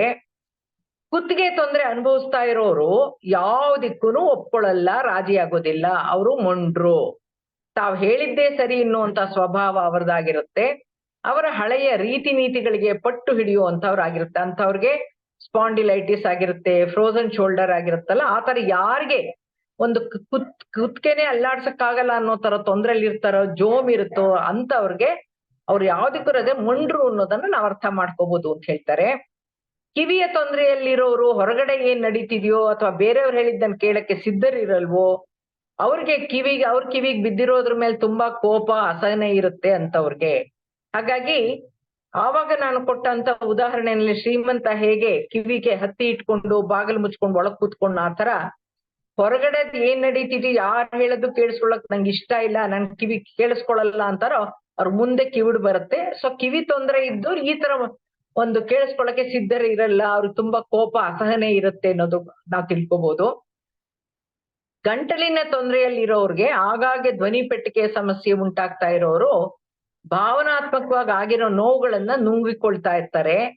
ಸಹಿಸಕ್ಕೂ ಆಗದೆ, ಸುಮ್ನಿರಕ್ಕೂ ಆಗದೆ ಕೋಪವನ್ನ ಹಿಡಿದಿಟ್ಕೊಂಡು ವ್ಯಕ್ತಪಡಿಸಕ್ಕಾಗದೆ, ನುಂಗ್ಲಾರ್ದೆ ಇರೋ ಬಹಳ ದುಃಖಿತರಾಗಿರ್ತಾರೆ. ಸೊ ಅವ್ರಿಗೆ ಗಂಟ್ಲು ನೋವು ತುಂಬಾ ರಿಪೀಟೆಡ್ ಆಗಿ ಬರ್ತಾ ಇದೆ ಅಂತಂದ್ರೆ ಅವ್ರಿಗೆ ತುಂಬಾ ದುಃಖ ಇದೆ, ಕೋಪ ಇದೆ, ಹೇಳ್ಕೊಳಕ್ ಆಗ್ತಾ ಇಲ್ಲ, ನೋವುಗಳನ್ನ ವ್ಯಕ್ತಪಡಿಸಕ್ ಆಗ್ತಾ ಇಲ್ಲ, ಅದಕ್ಕೆ ಅವ್ರು ಆತರ ಇದ್ದಾರೆ ಅಂತ ಅರ್ಥ ಮಾಡ್ಕೋಬಹುದು. ಬೆನ್ನು ನೋವಿರೋರು ಬೆಂಬಲದ ಕೊರತೆಯಿಂದ ತುಂಬಾ ವರಿ ಮಾಡ್ತಾ ಇರ್ತಾರೆ. ಅಪ್ಪರ್ ಬ್ಯಾಕ್ ಅಂದ್ರೆ ಮೇಲಿನ ಬೆನ್ನು ನೋವಿರೋರು ಇಮೋಷನಲ್ ಆಗಿ ಮನೆಯಲ್ಲಿ ಸಪೋರ್ಟ್ ಇರಲ್ಲ, ಭಾವನಾತ್ಮಕ ಬೆಂಬಲದ ಕೊರತೆ ಇರುತ್ತೆ. ಯಾರಿಗೆ ಮಧ್ಯದ ಬೆನ್ನು ನೋವಿರುತ್ತೋ ಅವರು ಏನೋ ತಪ್ಪು ಮಾಡಿರ್ತಾರೆ, ಅಪರಾಧ ಪ್ರಜ್ಞೆ ಅವ್ರನ್ನ ಕಾಡ್ತಾ ಇರುತ್ತೆ, ಯಾರಿಗೂ ಹೇಳ್ಕೊಳಕ್ ಆಗ್ತಾ ಇರಲ್ಲ, ಅನುಭವಿಸ್ತಾ ಇರ್ತಾರೆ ಅಂತವ್ರಾಗಿರ್ತಾರೆ. ಲೋಯರ್ ಬ್ಯಾಕ್ ಪೇನ್, ಕೆಳಗಿನ ಬೆನ್ನಿರೋ ಅಂತವ್ರು ಹಣಕಾಸಿನ ಬೆಂಬಲ ಇಲ್ಲದೆ ಇರುವಾಗ ಏನ್ ಮಾಡ್ಬೇಕು ಹಣಕ್ಕೆ ಅಂತ ಒಂದು ಕೊರಗೇನಿರುತ್ತೋ ಅಂತ ಅವ್ರಿಗೆ ಲೋಯರ್ ಬ್ಯಾಕ್ ಪೇನ್ ಇರುತ್ತೆ ಅಂತ ಹೇಳ್ತಾರೆ.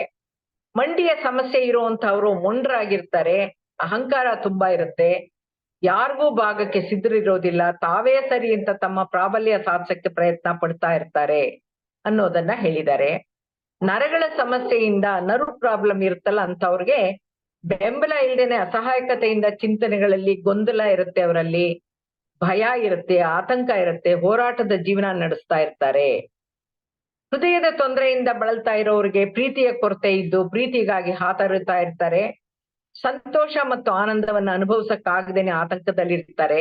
ಈಗ ಸುಮಾರು ಮನೆಗಳಲ್ಲಿ ನೋಡಿರ್ಬೋದು, ತಂದೆ ತಾಯಿ ಇಬ್ರೇ ಇರ್ತಾರೆ, ಸೀನಿಯರ್ ಸಿಟಿಸನ್ಸ್ ಆಗಿರ್ತಾರೆ, ಮಕ್ಕಳು ಯಾರು ಅವ್ರನ್ನ ಕ್ಯಾರೆ ಅಂತ ಕೇಳ್ತಾ ಇರಲ್ಲ, ತಿಂದ್ಯಾ ಕುಡ್ದ್ಯಾ ಅಂತ ಕೇಳ್ತಿರಲ್ಲ, ಅವ್ರನ್ನ ತಗೊಂಡ್ ಹೋಗಿ ವೃದ್ಧಾಶ್ರಮಕ್ಕೆ ಹಾಕ್ಬಿಟ್ಟಿರ್ತಾರೆ. ಮಕ್ಕಳೆಲ್ಲ ಫಾರಿನ್ ಅಲ್ಲಿ ಇರ್ತಾರೆ, ಇಲ್ಲಿ ಮಾತ್ರ ಇವರಿಬ್ರೇ ಇರ್ತಾರೆ. ಈ ತರದ್ದೆಲ್ಲ ಒಂದೊಂದು ಪ್ರೀತಿಗೋಸ್ಕರ ಹಾತೊರಿತಾ ಇರೋರ್ಗೆ ಹೃದಯದ ತೊಂದರೆಗಳು ಬರುತ್ತೆ ಅಂತ ಹೇಳ್ತಾ ಇದ್ದಾರೆ. ಮಧುಮೇಹದಿಂದ ನರಳ್ತಾ ಇರೋರು, ಜೀವನದಲ್ಲಿ ಮಾಧುರ್ಯವನ್ನ ಅನುಭವಿಸಕ್ಕಾಗದೆ ಇರೋರು, ದುಃಖದ ಸಂವೇದನೆಯಲ್ಲೇ ಜೀವಿಸ್ತಾ ಇರ್ತಾರೆ.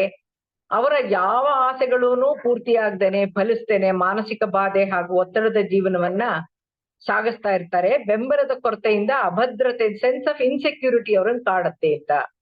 ಮೇಲಿಂದ ಮೇಲೆ ಬರುವಂತಹ ತೇಗಿನಿಂದ ಬಳಲುವಂತವ್ರು, ಅಭದ್ರತೆಯ ಭಯದಿಂದ ಗಾಳಿನೇ ನುಂಗ್ತಾ ಇರೋರು, ದುಃಖ ನುಂಗಿಕೊಳ್ಳೋರು, ಘಾತಕ ವಿಚಾರಗಳನ್ನ ಅರಗಿಸ್ಕೊಳ್ಳಕ್ಕಾಗ್ದವರು ಈ ತರ ತೇಗ್ ಬರ್ತಾ ಇರತ್ತೆ. ದುಃಖ ಉಮ್ಮಳಿಸಿ ಬಂದಾಗ್ಲೆಲ್ಲ ಅವುಗಳನ್ನ ತೆಗ್ಸಕ್ಕೆ, ತೇಗಿನ ಮೂಲಕ ಹೊರಹಾಕಕ್ಕೆ ಪ್ರಯತ್ನ ಪಡ್ತಾ ಇದ್ದಾಗ ಅದನ್ನ ಅಸಿಡಿಟಿ ಅಂತ ಕರೀತಾ ಇರ್ತಾರೆ. ಆದ್ರೆ ಅಸಿಡಿಟಿ ಅಲ್ಲ, ಅದು ಸಮಾಧಾನ ಸ್ಥಿತಿಗೆ ತರುವಂತ ವಾತಾವರಣ ಅವ್ರಿಗೆ ಬೇಕಿರುತ್ತೆ. ಮೈಗ್ರೇನ್ ತಲೆನೋವಿಂದ ಬಳಲ್ತಾ ಇರೋರು ಕೋಪನ ಅದ್ಮಿಟ್ಕೊಳ್ತಾ ಇರ್ತಾರೆ. ಪರಿಪೂರ್ಣರಾಗಬೇಕು, ಎಲ್ಲಾನು ಕಂಪ್ಲೀಟ್ ಮ್ಯಾನ್ ಆಗ್ಬೇಕು, ನಾನು ಪರ್ಫೆಕ್ಟ್ ಆಗ್ಬೇಕು ಅಂತ ಬಯಸ್ತಾ ಇರ್ತಾರೆ. ಅದಕ್ಕೋಸ್ಕರ ತಮ್ಮ ಮೇಲೆ ತಾವು ಒತ್ತಡ ಹಾಕೋತಾ ಇರ್ತಾರೆ. ಅಂತವ್ರಿಗೆ ಮೈಗ್ರೇನ್ ತಲೆನೋವು ಬರುತ್ತೆ. ಯಾರು ಸೈನಸ್ ನಿಂದ ಬಳಲ್ತಿರ್ತಾರೋ ಅಂತವ್ರಿಗೆ ಅವ್ರ ಜೀವನದಲ್ಲಿ ಯಾರೋ ಕಿರಿಕಿರಿ ಮಾಡ್ತಾ ಇರ್ತಾರೆ ಮತ್ತು ಅವ್ರ ಮೇಲೆ ತುಂಬಾ ಹೊರೆ ಹೊರಿಸ್ತಾ ಇರ್ತಾರೆ. ದೇಹದಲ್ಲಿ ಅಲ್ಲಲ್ಲಿ ತುರ್ಕೆ, ನವೆ ಉಂಟಾಗ್ತಿರೋ ಅಂತವ್ರಿಗೆ ಆಸೆಗಳು ಫಲಿಸಿರಲ್ಲ. ಜೊತೆಯಲ್ಲಿರೋರೇನೆ ಅವರ ಭಾವನೆಗಳಿಗೆ ಸ್ಪಂದಿಸ್ತೇನೆ ಅವರನ್ನ ಅದುಮಿ ಕೂಡಿಸ್ತಾ ಇರ್ತಾರೆ. ಅವೆಲ್ಲ ಆಗದರೆ ಕೆಲಸ ಸುಮ್ಮನೆ ಕೂತ್ಕೊಂತ ಅಮುಕ್ತಾ ಇರ್ತಾರೆ. ಹಾಗಾಗಿ ಪಶ್ಚಾತ್ತಾಪ ಪಡ್ತಾ ಮಾನಸಿಕವಾಗಿ ಕಿರಿಕಿರಿ ಅನುಭವಿಸ್ತಾ ಇರ್ತಾರೆ. ಅಸಹಾಯಕತೆಯಿಂದ ಮೈ ಪರ್ಚ್ಕೊಳ್ತಾ ಇರ್ತಾರೆ ಅಂತ ಹೇಳ್ತಾರಲ್ಲ, ಗಾದೆನಲ್ಲಿ ಕೈಲಾಗದವನು ಮೈ ಪರ್ಚ್ಕೊಂಡ ಅಂತ, ಅದೇ ಸ್ಥಿತಿಯಲ್ಲಿ ಅವ್ರು ಅನುಭವಿಸ್ತಾ ಇರ್ತಾರೆ. ದೇಹದ ಚರ್ಮದ ಮೇಲೆ ಯಾರಿಗೆ ನರೂಲಿ ಅಂತ ಹೇಳಿ ಒಂದು ವಾರ್ಟ್ ಅಂತ ಹೇಳ್ತಾರೆ, ಗುಳ್ಳಿಗಳಾಗುತ್ತೆ, ಅವರು ತಮ್ಮನ್ನ ತಾವೇ ದ್ವೇಷಿಸ್ತಾ ಇರ್ತಾರೆ. ಅವ್ರು ಯಾವಾಗ್ಲೂ ವಿ ಆರ್ ವೆರಿ ಅನ್ಲಕ್ಕಿ ಅಂತ ಹೇಳ್ತಾರೆ, ನಾವು ತುಂಬಾ ಅಗ್ಲಿ, ನಾನ್ ಕಪ್ಪಗಿದ್ದೀನಿ, ನಾನ್ ಕುಳ್ಳಗಿದ್ದೀನಿ, ನಾನ್ ಈ ತರ ಅಂಗವಿಕಲತೆ ಇದೆ ಅಂತ ಯಾವಾಗ್ಲೂ ಅವರನ್ನ ಅವರು ದ್ವೇಷಿಸ್ತಾ ಇರ್ತಾರೆ. ನನ್ಗ್ಯಾಕೆ ಈ ತರ ಜನ್ಮ ಸಿಕ್ತು, ನಾನ್ ಯಾಕೆ ಈ ತರ ಅದೇ, ನಾವ್ ಯಾಕೆ ಹುಟ್ಬೇಕಾಗಿತ್ತೋ ನಾನು ಈ ಮನೆಯಲ್ಲಿ, ಈ ತರ ಪ್ರತಿಯೊಂದಕ್ಕೂನು ಅವರೊಂದು ಪ್ರಶ್ನೆ ಹಾಕೊಂಡು ಅವರು ದುಃಖ ಪಡ್ತಾ ಇರ್ತಾರೆ. ಅಪರಾಧ ಪ್ರಜ್ಞೆಯಿಂದ ನರಳ್ತಾ ಇದ್ದವ್ರಿಗೆ ನರೂಲಿಗಳಾಗತ್ತೆ. ಮಲಬದ್ಧತೆಯಿಂದ ಕಷ್ಟಪಡೋರು ಅಂತ ಸ್ವಭಾವ, ಜಿಪುಣತನ ಇರುತ್ತೆ ಅವರಲ್ಲಿ, ಅತಿಯಾದ ಲೆಕ್ಕಾಚಾರ ಜಾಸ್ತಿ, ಕಾನ್ಸ್ಟಿಪೇಷನ್ ಅಲ್ಲಿ ಬಾಳೋಲ್ಲವರು, ಉಳಿತಾಯ ಮಾಡೋದ್ರ ಕಡೆ ಹೆಚ್ಚಿನ ಗಮನ ಇರುತ್ತೆ, ಯಾವುದನ್ನು ಅಲ್ಲಿಂದಲ್ಲೇ ಬಿಡದೆ ಇರುವಂತವ್ರು, ಮಾಡೋದನ್ನ ಮುಂದೂಡೋ ಸ್ವಭಾವ ಇರೋವಂತವ್ರಿಗೆ ಕಾನ್ಸ್ಟಿಪೇಷನ್ನು. ಹೊಟ್ಟೆ ನೋವು, ಜೀರ್ಣಕ್ರಿಯೆ ಅಥವಾ ಆಹಾರ ಅರಗಣೆಯ ಸಮಸ್ಯೆಯಿಂದ ನರಳೋರ್ಗೆ ಅವರ ಜೀವನದಲ್ಲಿ ಅವ್ರಿಗೆ ಸಿಗದೇ ಇರೋ ಪ್ರೀತಿಯ ಬೆಂಬಲ, ವಿವಿಧ ನೋವುಗಳಲ್ಲೂ ನಂಬಿಕೆ ದ್ರೋಹ ಮಾಡಿರೋರು, ಅನ್ಯಾಯ ಮತ್ತು ಅಭದ್ರತೆಗಳನ್ನ ಅರಗಿಸ್ಕೊಳ್ಳಕ್ಕಾಗ್ದೇನೆ ಆಹಾರ ಕೂಡ ಅರಗದೆ ಇರುವಂತ ಸ್ಥಿತಿಯನ್ನ ತಲುಪ್ತಾರೆ. ಸಂಧಿವಾತ, ಗಂಟು ನೋವಿಂದ ನರಳ್ತಾ ಇರೋರು ತಾವು ಸಂಪೂರ್ಣ ಪರಿಪೂರ್ಣರಂತ ಭಾವಿಸ್ಕೊಳ್ತಾರೆ, ಇತರರನ್ನ ವಿಮರ್ಶಿಸ್ತಾ ಇರ್ತಾರೆ, ಟೀಕ್ಸೋದು ಅವ್ರ ಸ್ವಭಾವ ಆಗಿರುತ್ತೆ, ಯಾವುದಕ್ಕೂ ರಾಜಿ ಆಗಲ್ಲ, ಯಾವುದನ್ನು ಒಪ್ಪೋದಿಲ್ಲ. ದೇಹದೊಳಗೆ ಚರ್ಮದ ಮೇಲೆ ಗಂಟುಗಳು, ದುರ್ಮಾಂಸ, ಗೆಡ್ಡೆಗಳು ಕಂಡು ಬಂದಲ್ಲಿ ಅವರು ಹಳೆಯ ಸ್ವೇಡು ಮತ್ತು ದ್ವೇಷವನ್ನ ಸಾಧಿಸ್ತಾ ಇರ್ತಾರೆ ಅಂತನೂ, ಜೀವನದಲ್ಲಿ ದೀರ್ಘಕಾಲದ ನೋವುಗಳನ್ನ ಅನುಭವಿಸ್ತಾ ಇರ್ತಾರೆ ಅನ್ನೋದನ್ನ ತಿಳ್ಕೊಳ್ಬಹುದು ಅಂತ ಹೇಳ್ತಾರೆ. ಈ ವೆರಿಕೋಸ್ ವೇನ್ಸ್, ನೀಲಿ ನರಗಳ ಬಾಧೆಯಿಂದ ನರಳ್ತಾ ಇರೋರು ಅವರು ಇಷ್ಟವಿಲ್ಲದೆ ಇರುವಂತ ಕೆಲಸಗಳನ್ನ ಮಾಡ್ಲೇಬೇಕಾಗಿ ಬಂದಿರುತ್ತೆ, ಅವರ ಕಾಲಿನ ಮೇಲೆ ಅನಿವಾರ್ಯತೆಯಿಂದ ನಿಲ್ಲಲೇಬೇಕಾಗಿ ಬಂದಿರುತ್ತೆ, ನಿಂತೇ ಕೆಲಸ ಮಾಡೋ ಬಂದಿರುತ್ತೆ. ಈಗ ಪೊಲೀಸ್ ಇರ್ಬೋದು, ಆತರ ಪೋಸ್ಟ್ ಮ್ಯಾನ್ ಇರ್ಬೋದು, ಆತರ ಯಾವ ಸದಾ ನಿಂತಿರೋದು ಇಲ್ಲ ನಡೀತಿರೋದು ಕೆಲಸ ಆಗ್ತಾ ಇರುತ್ತೆ, ಕೂತ್ಕೊಳಕ್ ಆಗೋದೇ ಇಲ್ಲ, ಕಾಲಿಗಷ್ಟೇ ಇರಲ್ಲ. ಜೊತೆಗೆ ಅವರಲ್ಲಿರೋ ಒಂದು ಅಭ್ಯಾಸ ಏನು ಅಂದ್ರೆ, ಯಾವ ಕೆಲಸ ಮಾಡ್ಬೇಕಾದ್ರೂ ಗೊಣಕೊಂಡೇ ಬೈಕೊಂಡೇ ಮಾಡ್ತಾ ಇರ್ತಾರೆ. ಸೊ ಅವ್ರಿಗೆ ಯಾರಿಗೆ ವೆರಿಕೋಸ್ ವೇನ್ಸ್ ಇದೆ ಅಂತಂದ್ರೆ ನಾವ್ ಅರ್ಥ ಮಾಡ್ಕೋಬಹುದು, ಯಾವ ಕೆಲಸ ಮಾಡುವಾಗ್ಲೂ ಸಂತೋಷವಾಗಿ ಮಾಡಲ್ಲ, ಇಷ್ಟಪಟ್ಟು ಮಾಡಲ್ಲ, ಬೈಕೊಂಡ್ ಮಾಡ್ತಾ ಇರ್ತಾರೆ, ಹಾಳಾದ ಕೆಲಸ ಅಂತ ಬೈಕೊಂಡ್ ಮಾಡ್ತಿರ್ತಾರೆ. ಅದು ಅವ್ರಿಗೆ ರಕ್ತ ಪರಿಚಲನೆಯಲ್ಲಿ ಮೇಲಕ್ಕೆ ಹೋಗ್ದೇನೆ ವ್ಯತ್ಯಾಸ ಆಗಿ ನೀಲಿ ನರಗಳಾಗಿರುತ್ತೆ. ಸೊ ಸಂಶೋಧನೆ ವಿಭಿನ್ನ ರೀತಿಯಲ್ಲಾಗಿದ್ರು ಕೂಡ, ವ್ಯಕ್ತಿಗಳು ಸಂಶೋಧಕರು ಬೇರೆ ಬೇರೆಯವರು ಆಗಿದ್ರೂ ಕೂಡ, ಯಾವ ಸ್ವಭಾವದವ್ರಿಗೆ ಯಾವ ಕಾಯಿಲೆ ಬರುತ್ತೆ ಅನ್ನೋದು, ಹಾಗೇನೆ ಯಾವ್ಯಾವ ಕಾಯಿಲೆ ಇರೋರ ಸ್ವಭಾವಗಳು ಯಾವ ರೀತಿ ಹೇಗಿರುತ್ತೆ ಅನ್ನೋದನ್ನ ಹೊಂದಾಣಿಕೆ ಆಗ್ತಾ ಇರೋದ್ರಿಂದ ನಮ್ಮ ಭಾವನೆಗಳಲ್ಲಿ, ನಡವಳಿಕೆಗಳಲ್ಲಿ, ನಮ್ಮ ಸ್ವಭಾವಗಳಲ್ಲಿ ಪರಿವರ್ತನೆ ತಂದ್ಕೊಳ್ಳೋ ಮೂಲಕ ಕಾಯಿಲೆಗಳು ಬರ್ದಂಗೆ ಮುನ್ನೆಚ್ಚರಿಕೆ ವಹಿಸ್ಬೋದು ಅಂತಾನು ಅರ್ಥ ಮಾಡ್ಕೋಬಹುದು. ಹಾಗೇನೆ ಈಗಾಗ್ಲೇ ಕಾಯಿಲೆಗಳಿಂದ ನರಳ್ತಾ ಇರೋರು ನಾನು ಕೊಟ್ಟಿರೋ ಮಾಹಿತಿ ಪ್ರಕಾರ ನಮ್ಮನ್ನ ನಾವೇ ವಿಶ್ಲೇಷಿಸ್ಕೊಂಡು, ನಮ್ಮ ಸ್ವಭಾವಗಳನ್ನ ನಾವೇ ವಿಮರ್ಶಿಸ್ಕೊಂಡು, ಧ್ಯಾನದ ಮೂಲಕ ಸ್ವಭಾವದಲ್ಲಿ ಪರಿವರ್ತನೆ ತಂದು ಆರೋಗ್ಯದ ಜೀವನವನ್ನ, ಆನಂದದ ಜೀವನವನ್ನ ನಡೆಸಬಹುದು ಅಂತ ಹೇಳ್ತಾ ಈ ಇಂದಿನ ಸಂಚಿಕೆಯನ್ನ ಮುಗಿಸ್ತಾ ಇದ್ದೀನಿ. Thank you, thank you, thank you. ನಮಸ್ತೆ. ಥ್ಯಾಂಕ್ ಯು ಮೇಡಮ್, ತುಂಬಾ ಅದ್ಭುತವಾಗಿ ತಿಳಿಸ್ಕೊಟ್ರಿ.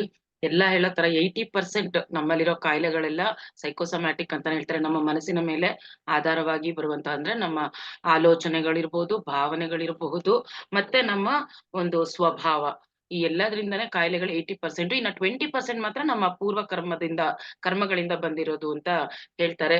ಸೊ ಅದೇನೇ ಇದ್ರೂನು ಇದೆಲ್ಲದಕ್ಕೂ ಪರಿಹಾರ ಧ್ಯಾನ ಒಂದೇ ಅನ್ನೋದಂತೂ ಮಾತ್ರ ನಿಜ.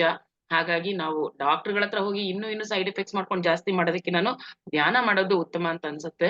ಸೊ ಮೇಡಮ್, ಇವಾಗ ಸ್ವಲ್ಪ ಹೊತ್ತು ಎಲ್ರಿಗೂ ಧ್ಯಾನ ಮಾಡಿಸ್ಬಿಡಿ ಮೇಡಮ್, ಆಮೇಲೆ ಕ್ವಶನ್ ಆನ್ಸರ್ಸ್. ಆಯ್ತಾಯ್ತು. ಧ್ಯಾನಕ್ಕೆ ಕುತ್ಕೊಳ್ಳೋರೆಲ್ಲಾರು ಹಾಸಿಗೆ ಮೇಲೆ ಜಮಖಾನ ಹಾಕೊಂಡು ಕುತ್ಕೋಬಹುದು. ಕಾಲ್ ಮಡಚಕ್ಕಾಗದೆ ಇದ್ದವರು, ಚಕ್ಕಂಬಟ್ಲೆ ಹಾಕ್ತಾ ಇದ್ದವರು ಕುರ್ಚಿ ಮೇಲೆ ಕುತ್ಕೋಬಹುದು. ಕನ್ನಡಕಗಳನ್ನ ಮೊದಲಿಗೆ ತೆಗೀರಿ.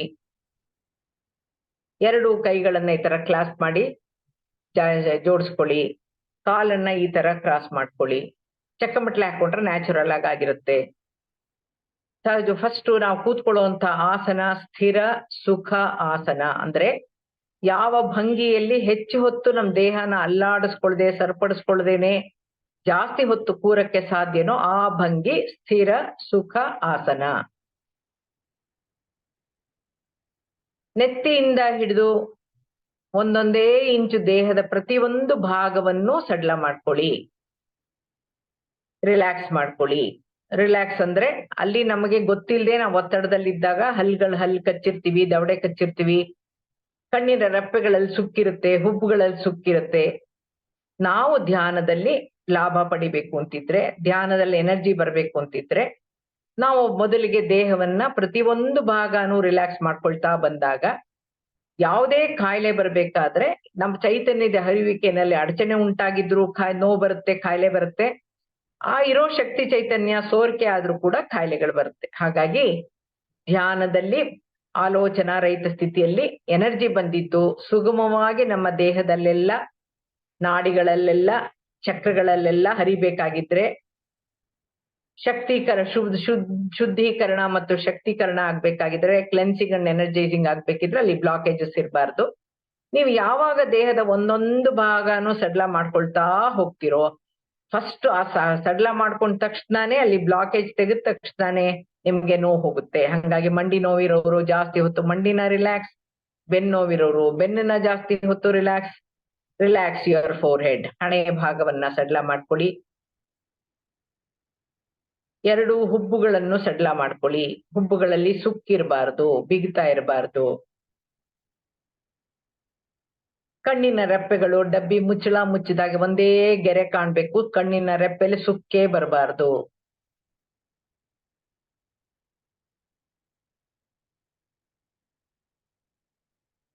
Let there be hair line gap between the jaws, ಎರಡು ದವಡೆಗಳ ಮಧ್ಯ ಕೂದಲೆಲೆ ಎಷ್ಟು ಅಂತರ ಇರ್ಲಿ, ತುಟಿಗಳು ಮುಚ್ಚಿರ್ಲಿ. ಕಣ್ಣಿನ ಹಿಂಭಾಗ ತಲೆಯ ಭಾಗದಲ್ಲಿ ಸಡ್ಲ ಮಾಡ್ಕೊಳ್ಳಿ. ತಲೆನೋವು ಬರ್ತಾ ಇರೋರು ತಲೆಯ ಭಾಗವನ್ನ ಜಾಸ್ತಿ ಹೊತ್ತು ರಿಲ್ಯಾಕ್ಸ್ ಮಾಡ್ಕೊಳ್ಳಿ.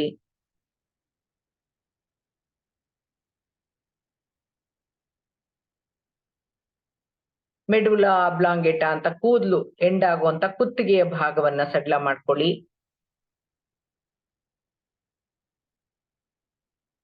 ಎರಡೂ ಭುಜಗಳನ್ನು ಸಡ್ಲ ಮಾಡ್ಕೊಳ್ಳಿ.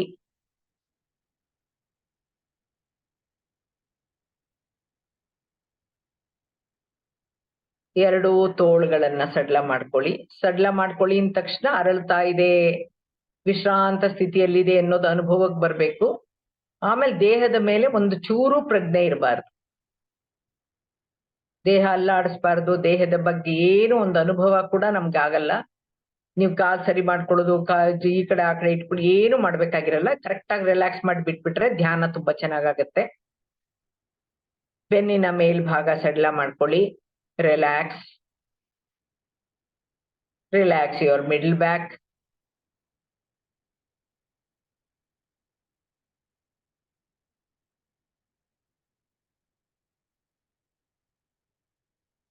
Relax your lower back.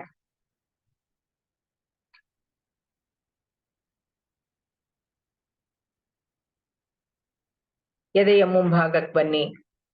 Relax your chest region.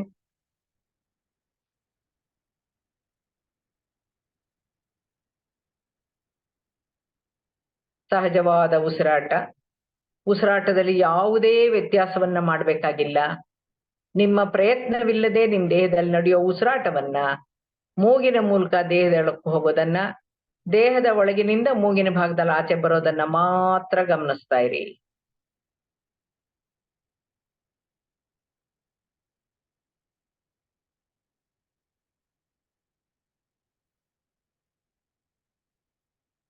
ಕೂತ್ಕೊಂಡಿರೋ ಜಾಗ, ಹಿಪ್ ರೀಜನ್, ಪೃಷ್ಠ ಭಾಗವನ್ನ ಸಡ್ಲ ಮಾಡ್ಕೊಳ್ಳಿ. ಯಾರಿಗೆ ಸಯಾಟಿಕಾ ಪ್ರಾಬ್ಲಮ್ ಇದೆಯೋ, ನರಗಳು ಎಳ್ತಾ ಇದೆಯೋ, ಬೆಟ್ಟಿನವರೆಗೂ ಎಳೆಯುತ್ತೋ ಅವರು ಹಿಪ್ ರೀಜನ್ನು, ತೊಡೆ,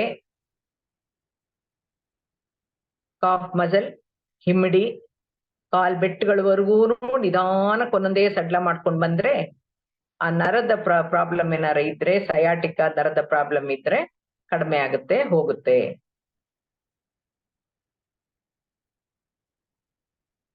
ಮಂಡಿಗಳನ್ನ ರಿಲ್ಯಾಕ್ಸ್ ಮಾಡಿ.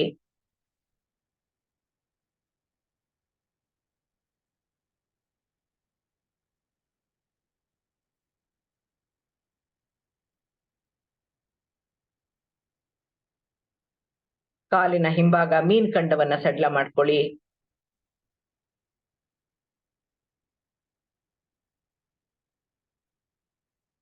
2 ಹಿಮ್ಮಡಿಗಳನ್ನ ಸಡ್ಲ ಮಾಡ್ಕೊಳ್ಳಿ. 2 ಪಾದಗಳು, 2 ಕಾಲಿನ ಬೆರಳುಗಳು. ಇಡೀ ದೇಹ ರಿಲ್ಯಾಕ್ಸ್ ಮಾಡ್ಕೊಂಡಾಯ್ತು. Just forget about body. ದೇಹದ ಮೇಲಿನ ಪ್ರಜ್ಞೆ ನಮಗ್ ಬೇಡ. ಈಗ ಮನಸ್ಸಿನ ಕಡೆ ಬರೋಣ. ಯಾವ್ಯಾವ್ದೋ ಆಲೋಚನೆಗಳು, ಚಿಂತನೆಗಳು ಎಲ್ಲ ಬರ್ತಾ ಇರುತ್ತೆ.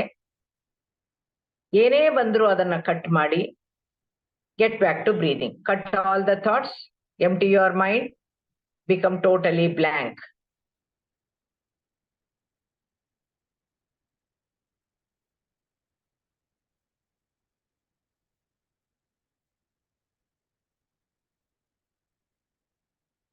ಯಾವುದಾದ್ರೂ ಬೆಳಕು, ಕತ್ತಲೆ, ಪ್ರಕೃತಿ ಯಾವುದೇ ನಿಮ್ಗೆ ದರ್ಶನದ ಮೂಲಕ ಸಿಗ್ತಾ ಇದ್ರೆ ಬಿ ವಿತ್ ದ ಎಕ್ಸ್ಪೀರಿಯನ್ಸ್. ಆಲೋಚನೆಗಳು ಬಂತು ಅಂದ್ರೆ ಉಸಿರಿನ ಕಡೆಗೆ ಹೋಗಿ. ಯಾವುದೇ ರೂಪ, ಬಣ್ಣ, ಆಕಾರ ಇಲ್ಲದೆ ಇರುವಂತ ಉಸಿರಾಟವನ್ನ ಗಮನಿಸೋದು ಸರಿಯಾದ ವಿಧಾನ. ಯಾವುದೇ ದೇವರ ಪ್ರತಿಮೆ ಆಗ್ಲಿ, ಚಿತ್ರವಾಗ್ಲಿ ಯಾವುದು ಬೇಡ. ನಾವು ತಲುಪಬೇಕಾಗಿರುವಂತಹ ಸ್ಥಿತಿ ಯೋಚನೆ, ಆಲೋಚನೆಗಳಿಲ್ಲದೆ ಇರುವಂತಹ ಸ್ಥಿತಿ. Cut all the thoughts, empty your mind, become totally blank. ದೇಹವನ್ನ 1 ಇಂಚು ಸಡ್ಲ ಮಾಡ್ಕೊಂಡಾಯ್ತು. Enjoy the body relaxation.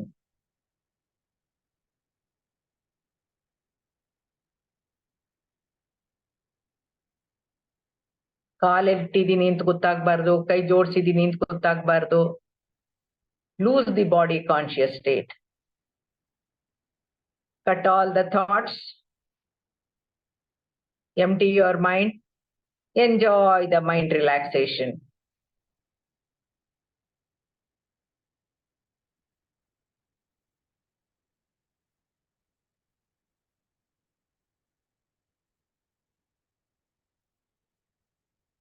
ಯಾವುದೇ ಕಾರಣಕ್ಕೂ ಕಣ್ಣುಗಳನ್ನು ತೆಗಿಬೇಡಿ, ದೇಹ ಅಲ್ಲಾಡಿಸ್ಬೇಡಿ.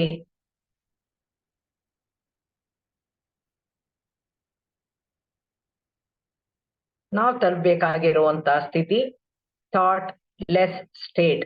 ಆಲೋಚನೆಗಳು ಇಲ್ಲದ ಸ್ಥಿತಿಯನ್ನ ತಲುಪಬೇಕು. Be with your breath, enjoy the body relaxation, enjoy the mind relaxation.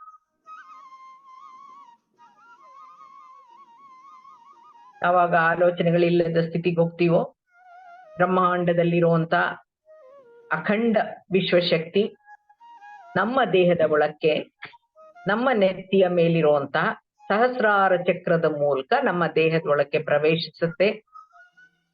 ಬಂದಂತ ವಿಶ್ವಶಕ್ತಿ ಚೈತನ್ಯ ಸಹಸ್ರಾರ, ಆಜ್ಞ, ವಿಶುದ್ಧ, ಅನಾಹತ, ಮಣಿಪುರ, ಸ್ವಾಧಿಷ್ಠಾನ, ಮೂಲಾಧಾರ ಚಕ್ರಗಳನ್ನ ಶುದ್ಧೀಕರಣ ಮಾಡುತ್ತವೆ.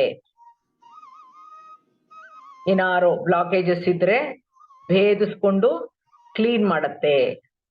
ನಂತರ ಆ ಚಕ್ರಗಳಿಗೆ ಎಷ್ಟು ಶಕ್ತಿ ತುಂಬಬೇಕೋ ಅಷ್ಟನ್ನ ಶಕ್ತೀಕರಿಸುತ್ತೆ, ಎನರ್ಜೈಸ್ ಮಾಡುತ್ತೆ.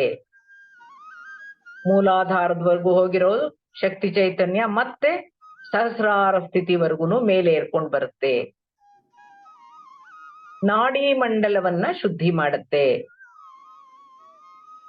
ಎಥಿರಿಕ್ ಬಾಡಿನ ಕ್ಲೀನ್ ಮಾಡಿ ಎನರ್ಜೈಸ್ ಮಾಡುತ್ತೆ. ಈ ಶುದ್ಧೀಕರಣ, ಶಕ್ತೀಕರಣ ಕ್ರಿಯೆ ನಡೀತಾ ಇರುವಾಗ ದೇಹದಲ್ಲಿ ನೋವು ಉಂಟಾಗ್ಬೋದು, ಚುಚ್ಚಿದಂಗಾಗ್ಬೋದು, ಯಾವ್ದೋ ಹುಳ ಕಚ್ತಾ ಇದೆ ಅಂತ ಅನ್ನಿಸ್ಬೋದು, ಸೊಳ್ಳ ಕಚ್ತಾ ಇದೆ ಅಂತ ಅನ್ನಿಸ್ಬೋದು, ಬೆಂಕಿ ಹತ್ತು ಉರಿತಿದೆ ಅಂತ ಆಗ್ಬೋದು. ಏನೇ ಅನುಭವ ಆದ್ರೂ ಕಣ್ಣುಗಳನ್ನು ತೆಗಿಬೇಡಿ. It is a cleaning process, cleansing process. ಇದನ್ನೇ ಬುದ್ಧ ಕಾಯ ಅನುಪಸ್ಸನ ಅಂತ ಹೇಳಿರೋದು.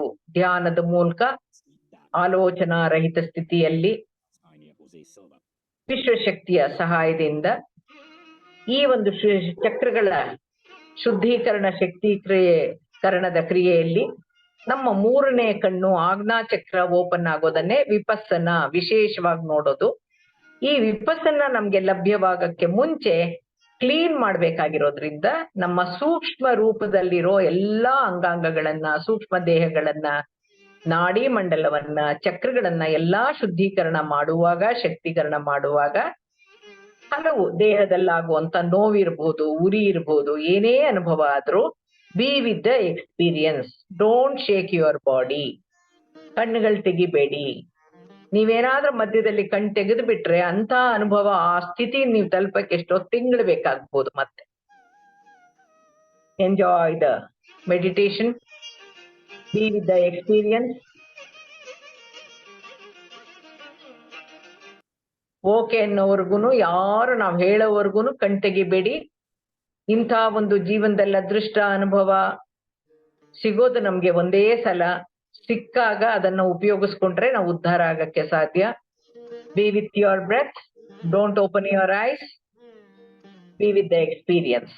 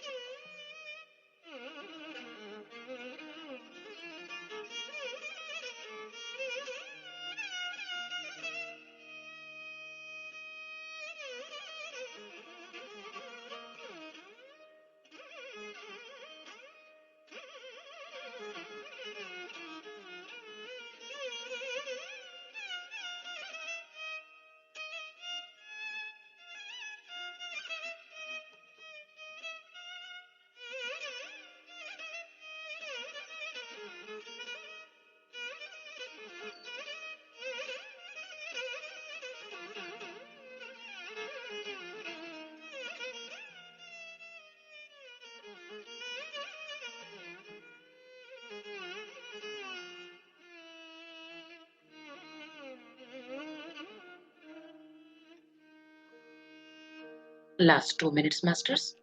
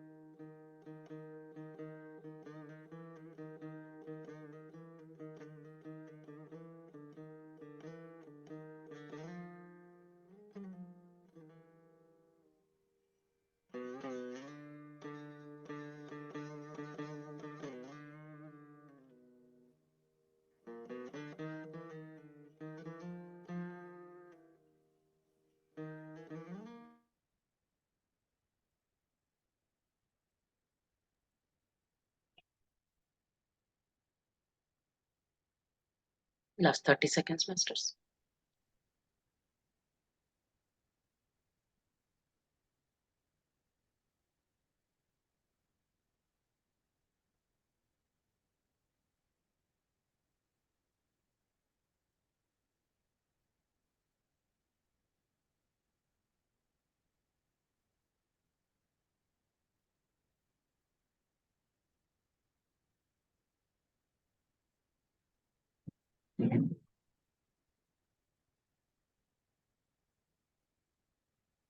ಎಸ್ ಮಾಸ್ಟರ್ಸ್, ಎಲ್ರು ನಿಧಾನವಾಗಿ ನಿಮ್ಮ ಸಹಜ ಸ್ಥಿತಿಗೆ ಬಂದ್ಬಿಡಿ.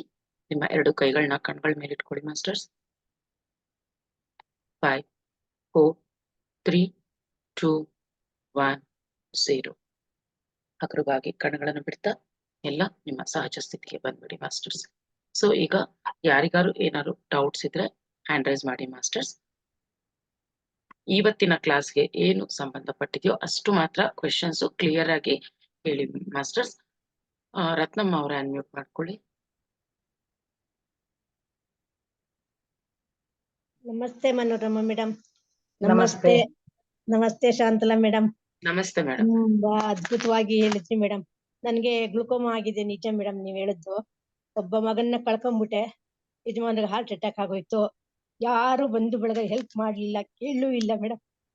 ಅವತ್ತಿನ ದಿನ ಆಯ್ತೇನೋ ನೀವ್ ಹೇಳ್ದಂಗೆ ನನ್ ದುಃಖ ಯಾರ ಹತ್ರ ಹೇಳ್ಕೊಳಕ್ಕೂ ಆಗದೇನೆ ನನಗೆ ಗೊತ್ತಿಲ್ದಂಗೆ ಡಾಕ್ಟರ್ಗಳಿಗೂ ಅಬ್ಸರ್ವ್ ಆಗಿಲ್ಲ, ಗ್ಲುಕೋಮಾ ಆಗಿದೆ.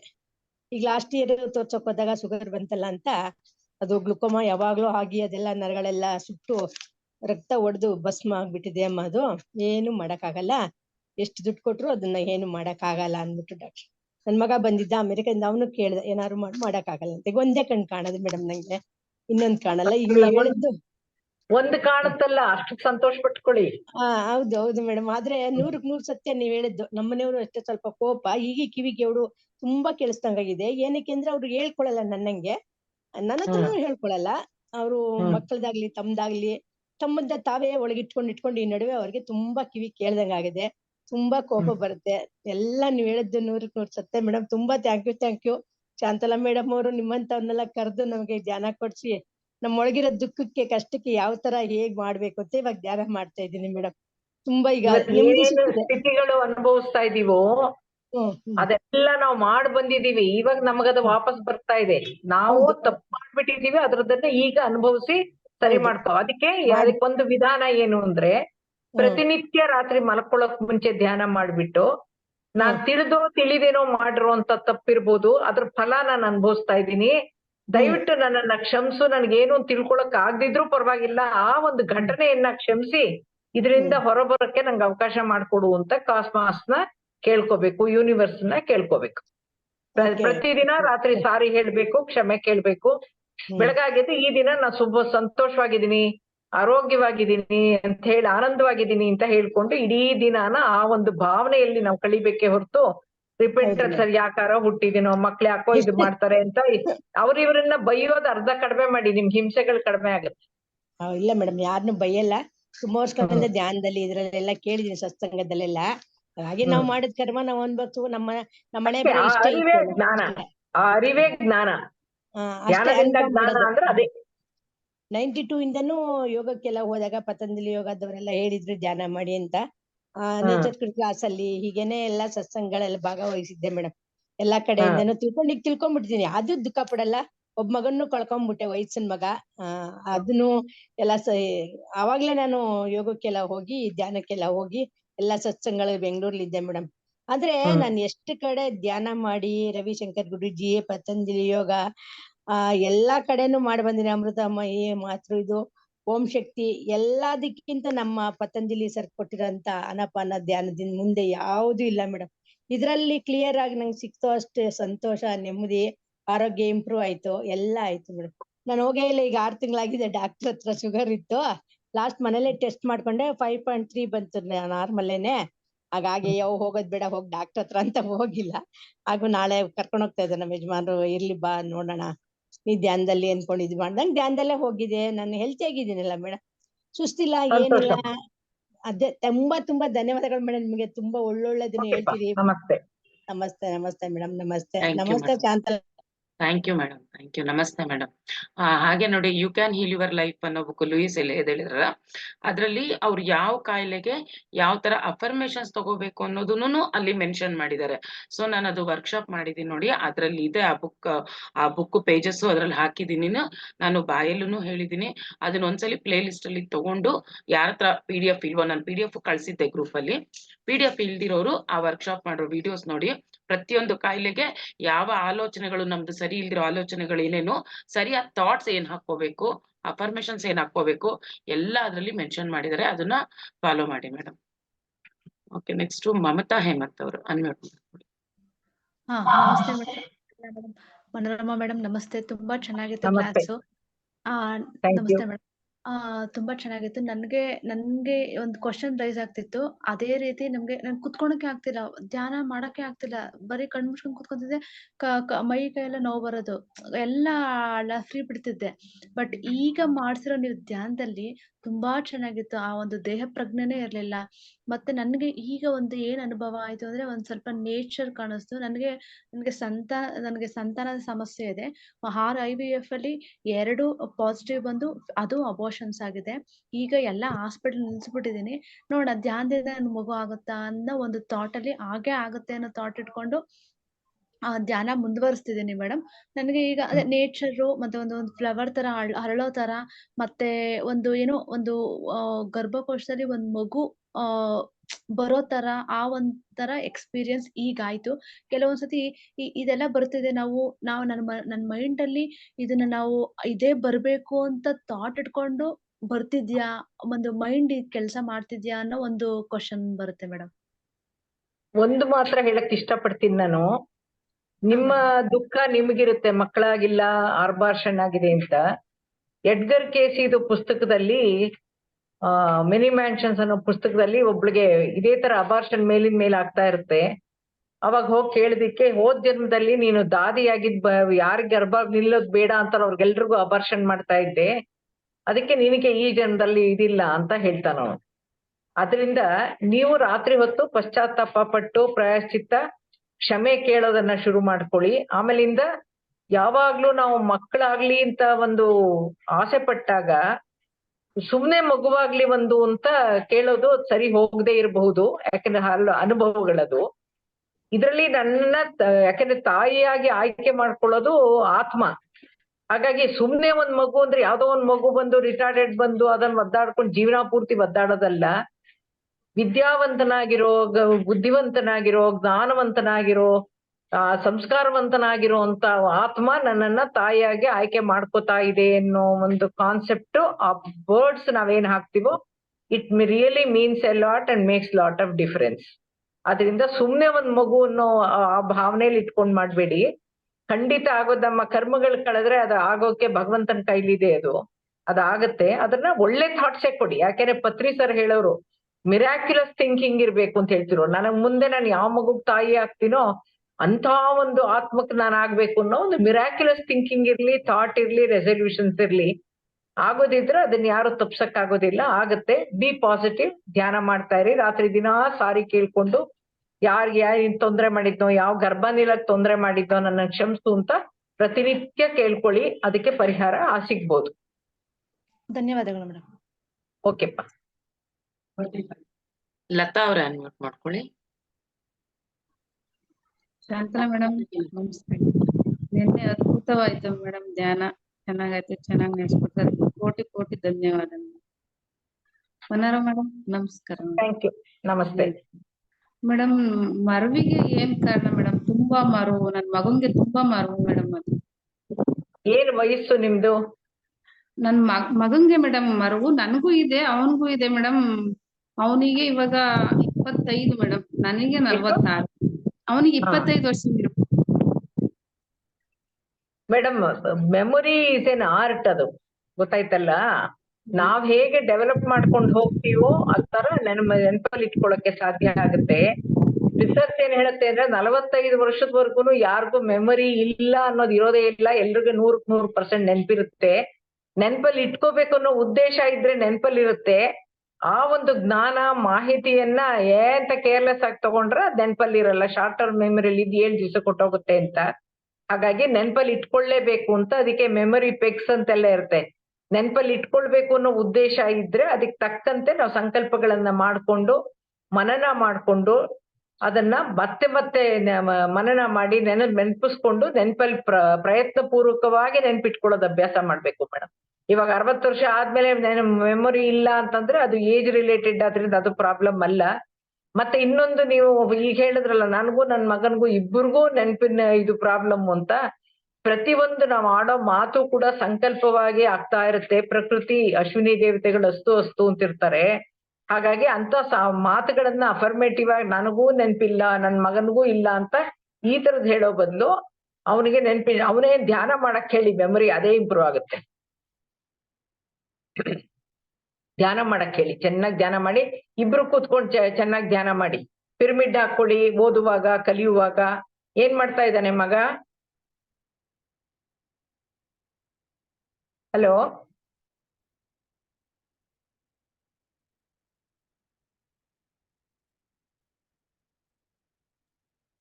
Hello madam. ನಮ್ಮ ಮನೆಯವ್ರ ಜೊತೆ ಅಂಗಡಿಲಿ ನೋಡ್ಕೊಂತಾನೆ ಮೇಡಮ್. ಅಂಗಡಿ ಜೊತೆಲಿ ಇರ್ತಾನೆ ನಮ್ಮ ಮನೆಯವ್ರ ಜೊತೆ. ಯಾವ್ದೇ ವ್ಯವಹಾರ ಮಾಡಿದ್ರು ನೆನಪು ಅನ್ನೋದು ಒಂದಿಷ್ಟು ಇರ್ಬೇಕಾದಷ್ಟು ಇರ್ಲೇಬೇಕು, ವ್ಯಾಪಾರಕ್ಕಾಗ್ಲಿ ವ್ಯವಹಾರಕ್ಕಾಗ್ಲಿ. ಹಾಗಾಗಿ ಅವನಿಗೆ ಧ್ಯಾನ ಮಾಡಕ್ ಹೇಳಿ. 2 ಹೊತ್ತು ಧ್ಯಾನ ಮಾಡಕ್ ಹೇಳಿ. ಆಮೇಲೆ ಅದ್ರ ಮೂಲಕ ಅವನಿಗೆ ಖಂಡಿತ ನೆನಪಿನ ಶಕ್ತಿ ಇಂಪ್ರೂವ್ ಆಗುತ್ತೆ. ಯಾಕಂದ್ರೆ ವಿದ್ಯಾರ್ಥಿಗಳಿಗೆ ನಾವು ಈ ಧ್ಯಾನ ಕಲ್ಸೋದ್ರಿಂದ ಅವ್ರಿಗೆ ಮೆಮೊರಿ ಇಂಪ್ರೂವ್ ಆಗುತ್ತೆ, ಕಾನ್ಸಂಟ್ರೇಷನ್ ಇಂಪ್ರೂವ್ ಆಗುತ್ತೆ. ಹಾಗಾಗಿ ಖಂಡಿತ ಆಗತ್ತಮ್ಮ. ಧ್ಯಾನನೇ ಪರಿಹಾರ ಇದೆ. Thank you madam. Thank you. Welcome.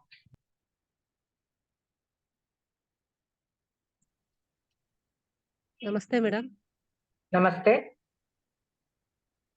Shantala madam ನಮಸ್ತೆ. ಮನೋರಮಾ ಮೇಡಮ್ ನಮಸ್ತೆ. ನಮಸ್ತೆ. ಮೊದಲನೇದಾಗಿ ಅಖಂಡ ಧ್ಯಾನಕ್ಕೆ ಧನ್ಯವಾದಗಳನ್ನ ಹೇಳ್ಬೇಕು. ನಾನು ಬೆಳಗ್ಗೆ ಹೇಳಕ್ ಆಗ್ಲಿಲ್ಲ, ಮನೆ ಒಳಗಡೆ ನೆಟ್ವರ್ಕ್ ಪ್ರಾಬ್ಲಮ್, ಹಂಗಾಗಿ ಹೇಳಕ್ ಹೋಗ್ಲಿಲ್ಲ. ಈಗ ಪಾರ್ಕಲ್ಲಿ ಬಂದಿದ್ದೀನಿ, ವಾಕ್ ಮಾಡ್ತಾ ಇದ್ದೆ, ಕ್ಲಾಸ್ ಕೇಳ್ತಾ ಇದ್ದೆ. ತುಂಬಾ ಚೆನ್ನಾಗಿತ್ತು ಕ್ಲಾಸು. ನಮ್ಗೇನ್ ಸಮಸ್ಯೆ ಇದ್ರುನು ಅದಕ್ಕೆ ಪರಿಹಾರ ಸಿಗುತ್ತೆ. ಮನೋರಮಾ ಮೇಡಮ್ ಅಂದ್ರೆ ನಮ್ಗೆ ಜ್ಞಾನ ಭಂಡಾರ ಇದ್ದಂಗೆ ಅಂತ ನಾನ್ ಅನ್ಕೊಂತೀನಿ. ಎಷ್ಟು ಜ್ಞಾನ ಪಡ್ಕೊಂಡ್ರು ಇನ್ನ ಬೇಕು ಅವರಿಂದ. ಯಾವ್ದೇ ಸಮಸ್ಯೆಗೆ ಪರಿಹಾರ ಕೊಡ್ತಾರೆ. ತುಂಬಾ ಧನ್ಯವಾದಗಳು ಮೇಡಮ್ ನಿಮ್ಗೆ. Welcome madam. ಮತ್ತೆ ಅಖಂಡ ಧ್ಯಾನ ತುಂಬಾ ಚೆನ್ನಾಗಾಯ್ತು ಶಾಂತಲಾ ಮೇಡಮ್. ಯಾವಾಗ ಜಾಯಿನ್ ಆದ್ರೂನು 1 ನಿಮಿಷದಲ್ಲಿ ಥಾಟ್ಲೆಸ್ ಲೆವೆಲ್ಗೆ ಹೋಗ್ತಾ ಇದ್ದೆ. ಸುಮಾರು 8 ರಿಂದ 10 ಅವರ್ ಮಾಡಿದ್ದೀನಿ ನಾನು. ಬೆಳಗ್ಗೆ 3:30ಗೆ ಎಚ್ಚರ ಆಯ್ತು. 1 ಗಂಟೆಗೆ ಮಲ್ಕೊಂಡಿದ್ದೆ. 3 ನಿಮಿಷನೂ ಆಗಿಲ್ಲ, 5 ಗಂಟೆ ಆಗೋಯ್ತು ಆಲೆ ಲಾಸ್ಟ್ ಅಂತ ಹೇಳ್ತಾ ಇದ್ರಿ. ತುಂಬಾ ಖುಷಿ ಆಯ್ತು. ಮಾಡೋಣ ಎಲ್ರು ಸೇರ್ದಾಗೆ ನಾನು ಸೇರ್ತೀನಿ.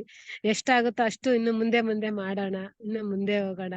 Thank you madam. Thank you so much ಇಬ್ರಿಗೂ. ಎಲ್ಲಾ ಸೀನಿಯರ್ಸ್ ಮಾಸ್ಟರ್ಸ್ ಕೇಳ್ತಾ ಇದ್ವಿ ಅವಾಗ. ತುಂಬಾ ಚೆನ್ನಾಗಿತ್ತು madam. Shantala madam thank you madam. Manorama madam ನಿಮ್ಗೂ ಅಷ್ಟೇ ತುಂಬಾ Okay, thanks. Okay madam, thank you. ಇದನ್ನ ಹೇಳಕ್ಕೆ ಅಂತ ನಾನು ಪಾರ್ಕಿಗೆ ಬಂದೆ, ಮನೇಲಿ ಆಗಲ್ಲ ಅಂತ. ಥ್ಯಾಂಕ್ ಯು ಮೇಡಮ್, ತುಂಬಾ ಓಕೆ. ಚೆನ್ನಾಗಿತ್ತು. Okay madam, thank you.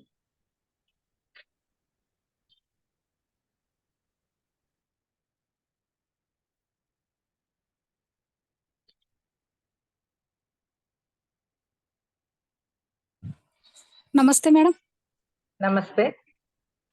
Madam, ಇವಾಗ ಧ್ಯಾನದೊಳಗೆ ಒಂದ್ ಎಕ್ಸ್ಪೀರಿಯನ್ಸ್ ಆಯ್ತ್ರಿ ಮೇಡಮ್. ಹಾ ಅದು ಮೇಡಮ್ ಇದನ್ ಮಾಡಿದ್ರಲ್ರಿ ಮೇಡಮ್, ಎಲ್ಲ ಫುಲ್ ಇದನ್ ಮಾಡ್ತಾ ನನ್ಗೆ ಒಟ್ಟ ಒಂದು ಆಲೋಚನೆನ ಬರಲಿಲ್ಲ ಮೇಡಮ್. ಶೂನ್ಯ ಸ್ಥಿತಿಗೆ ಹೋಗಿದ್ದೀನ್ರಿ ಮೇಡಮ್. ಅವಾಗ ಕ್ಲಿಯರ್ ಆಗಿ ಪೂರ್ತಿ ನನ್ ಮುಖ ಕಾಣಿಸ್ತಾ ಇತ್ರಿ ಮೇಡಮ್. ಹ್ಮ್ ಅದು ನಗು ಮುಖ ಮೇಡಮ್. ಒಟ್ಟ ಅದನ್ನ ಬಿಟ್ಟು ಈಚೆ ಕಡೆ ಬರಕ ಆಗ್ಲೇ ಇಲ್ರಿ ಮೇಡಮ್. ಪೂರ್ತಿ ಅದೇ ಬರ್ತಾ ಇದೆ ಮೇಡಮ್. ಪೂರ್ತಿ ಶೂನ್ಯ ಸ್ಥಿತಿಗೆ ಇದೀನ್ರಿ ಮೇಡಮ್. ಬರೀ ಅದೇ ಮುಖನ ಬರತಾ ಇತ್ತು ಮೇಡಮ್. ನನ್ ಮುಖ ಕ್ಲಿಯರ್ ಆಗಿ ನಗ್ತಾ ಇರೋದು. ಮತ್ತ ಅದನ್ನ ಬಿಟ್ಟು ಈ ಕಡೆ ಬರ್ಬೇಕ, ಆಚೆ ಬರ್ಬೇಕ ಅನ್ಕೊಂಡಾಗ್ರಿ ಮೇಡಮ್, ನಾನ್ರಿ ಮತ್ತೆ ಇನ್ನೊಬ್ರು ಅದಾರ್ರಿ. ಅವ್ರು ಯಾರಂತ ಕಾಣಿಸ್ಲಿಲ್ರಿ ಮೇಡಮ್. ನನ್ ಮುಖ ಅವಾಗ ಕ್ಲಿಯರ್ ಆಗಿ ನಗ್ತಾ ಇತ್ರಿ. ಅವಾಗ ಆಮೇಲೆ ಈಚೆ ಕಡೆ ಬಂದ್ಮೇಲೆ ಫುಲ್ ಎಲ್ಲಾ ಗಲೀಜ್ರಿ, ಮುಖ ಎಲ್ಲಾ ಫುಲ್ ಧೂಳ್ ತುಂಬ್ಕೊಂಡ್ಬಿಟ್ಟೈತ್ರಿ. ಆಮೇಲೆ ನನ್ನ ಎದುರುಗಡೆ ಇರೋರು ಅವ್ರು ಕಾಣಿಸ್ತಾ ಇಲ್ರಿ. ಅವ್ರ ಮುಖ ಅಂದ್ರೆ ಪಿಂಕ್ ಕಲರ್ ಅಷ್ಟ ಕಾಣಿಸ್ತಾ ಇತ್ರಿ ಮೇಡಮ್. ನಾನ್ ಹಿಂಗ ಈ ರೀತಿಯಾಗೈತಿ, ನಿನ್ ಮುಖ ಕ್ಲಿಯರ್ ತೊಳ್ಕೊ ಅದನ್ನ ಅಂತ ಹೇಳಿದ್ರಿ ಮೇಡಮ್. ಅವ್ರು ಹೇಳಿದ್ಮೇಲೆ ನಾನ್ ನೀರ್ ಹಾಕಿ ಫುಲ್ ಕ್ಲೀನ್ ಮಾಡ್ಕೊಂಡಿ ಮೇಡಮ್ ನನ್ ಮುಖನ. ಅದಾದ್ಮೇಲೆ ನೀನು ನನ್ ಜೊತೆಗೇನ ಇದಿರಿ ಮುಖ ತೊಳಿತೀನಂತ ನೀರ್ ತಗೊಂಡ್ ತೊಳೆಯಕಂತ ಹೋದಿನ್ರಿ ಮೇಡಮ್ ಅವ್ರ ಮುಖನ. ಅದು ಅಷ್ಟು ಸ್ಮೂತ್ ಅಂದ್ರೆ ತೊಳೆಯಕನ ಆಗಲ್ ಮೇಡಮ್, ಹೊಲಸನ ಆಗಲ್ ಮೇಡಮ್. ಆ ರೀತಿ ಇತ್ರಿ ಮೇಡಮ್ ಅವ್ರ ಮುಖ. ಆ ರೀತಿ ಎಕ್ಸ್ಪೀರಿಯನ್ಸ್ ಆಯ್ತ್ರಿ ಮೇಡಮ್. ಧ್ಯಾನದಲ್ಲಿ, ಹುಣ್ಣಿಮೆ ಧ್ಯಾನದಲ್ಲಿ ಆಸ್ಟ್ರಲ್ ಮಾಸ್ಟರ್ಸ್ ಬರ್ತಾ ಇರ್ತಾರೆ, ನಮ್ಗೆ ಸಪೋರ್ಟ್ ಮಾಡಕ್ ಬರ್ತಿರ್ತಾರೆ, ಗೈಡ್ ಮಾಡಕ್ ಬರ್ತಾ ಇರ್ತಾರೆ. ನೀವು ಧ್ಯಾನ ಮಾಡ್ತಾ ಮಾಡ್ತಾ ಬಂದಿದ್ದವ್ರು ಯಾರು, ನನ್ನ ಮುಖ ಯಾಕೆ ಆತರ ಕಾಣಿಸ್ತು, ಅದು ಯಾತಕ್ಕೆ ಅದರಿಂದ ಹೊರಬರಕ್ಕಾಗ್ಲಿಲ್ಲ, ಅದೆಲ್ಲಕ್ಕೂ ಉತ್ತರಗಳು ನಿಮಗೇ ಸಿಗುತ್ತೆ. ಆಮೇಲೆ ಇನ್ನೊಂದೇನಂದ್ರೆ ಆಗುವಂತ ಅನುಭವಗಳು ಪ್ರತಿಯೊಂದನ್ನು ಅದಕ್ಕೆ ಅರ್ಥ ಏನು ಅಂತ ಅದನ್ನ ಅನಲೈಸ್ ಮಾಡಕ್ ಹೋಗ್ಬಾರ್ದು. ನಿಮಗೆ ಏನಾದ್ರೂ ಮಾಸ್ಟರ್ಸ್ ಇಂದ ಮಾಹಿತಿ ಬರೋದಿದ್ರೆ ಅಥವಾ ನಿಮ್ಮ ಅನುಭವಕ್ಕೆ ಏನಾದ್ರು ಅರ್ಥ ಗೊತ್ತಾಗ್ಬೇಕು ಅಂತಿದ್ರೆ, ಅರ್ಥ ಮಾಡಿಸ್ಬೇಕು ಅಂತಿದ್ರೆ, ಅದೇ ಇದು ಅನುಭವಗಳು ಮತ್ತೆ ಮತ್ತೆ ಆಗಿ ಕ್ಲಿಯರ್ ಆಗಿ ನಿಮ್ಗೆ ಮಾಹಿತಿ ಬರುತ್ತೆ. ಅದ್ರಲ್ಲಿ ಏನು ಇದಿಲ್ಲ. ಖಂಡಿತ ಧ್ಯಾನ ಕಂಟಿನ್ಯೂ ಮಾಡಿ. ಅದು ಆಸ್ಟ್ರಲ್ ಟ್ರಾವೆಲ್ ಆಗಿ, ಆಸ್ಟ್ರಲ್ ಬಾಡಿ ಸೆಪರೇಷನ್ ಆಗಿ ಫಿಸಿಕಲ್ ಬಾಡಿಯಿಂದ, ಥರ್ಡ್ ಐ ಇಂದ ನಿಮ್ಮ ಬಾಡಿನ, ಸೂಕ್ಷ್ಮ ದೇಹನ ನೋಡ್ಕೊಂಡಿದ್ದೀರಾ. ಅದಷ್ಟಂತೂ ಹೇಳ್ಬೋದು. ಮಿಕ್ಕೆ ಬಂದಿದ್ದವ್ರು ಇನ್ನೊಬ್ರು ಯಾರು ಅನ್ನೋದನ್ನ ನಿಮ್ಗೆ ಮುಂದಿನ ಧ್ಯಾನಗಳಲ್ಲಿ ಅನುಭವಕ್ಕೆ ಬರ್ಬೋದು. ಅದ್ರಿ ಮೇಡಮ್, ಇವತ್ತ ಎಲ್ಲಾ ಆರೋಗ್ಯ ಸಮಸ್ಯೆ ಬಗ್ಗೆ ಹೇಳಿದ್ರಲ್ರಿ ಮೇಡಮ್. ಆ ರೀತಿ ಎಲ್ಲಾ ಎಕ್ಸ್ಪೀರಿಯನ್ಸ್ ಅದಾವ್ರಿ ಮೇಡಮ್. ನಾವ್ ಯಾವ ರೀತಿ ಸ್ವಭಾವ ಹೊಂದಿದ್ ಎಲ್ಲಾ ಕಾಯಿಲೆನ ಅನುಭವಿಸಿದೀನ್ರಿ ಮೇಡಮ್. ಅದು ಒಂದ್ ಕಾಯಿಲೆ ಹೇಳಕ್ ಇಷ್ಟ ಪಡ್ತೀನ್ರಿ ಮೇಡಮ್.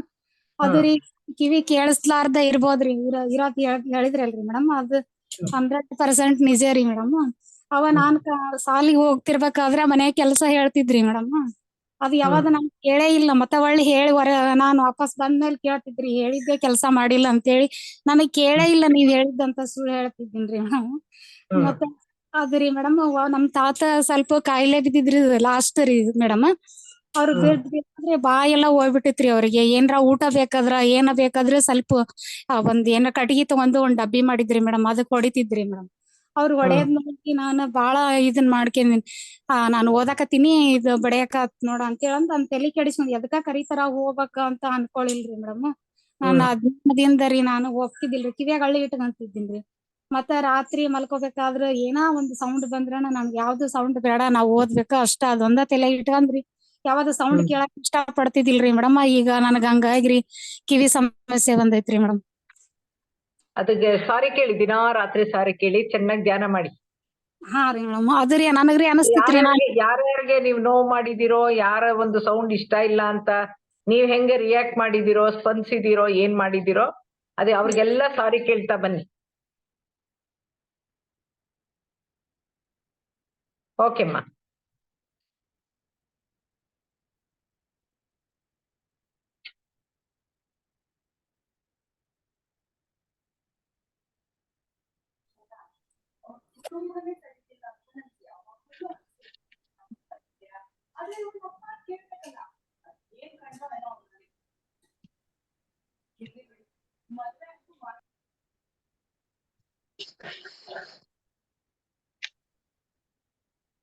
ಸುಜಾತ ಮೇಡಮ್ ಮಾತಾಡಿ.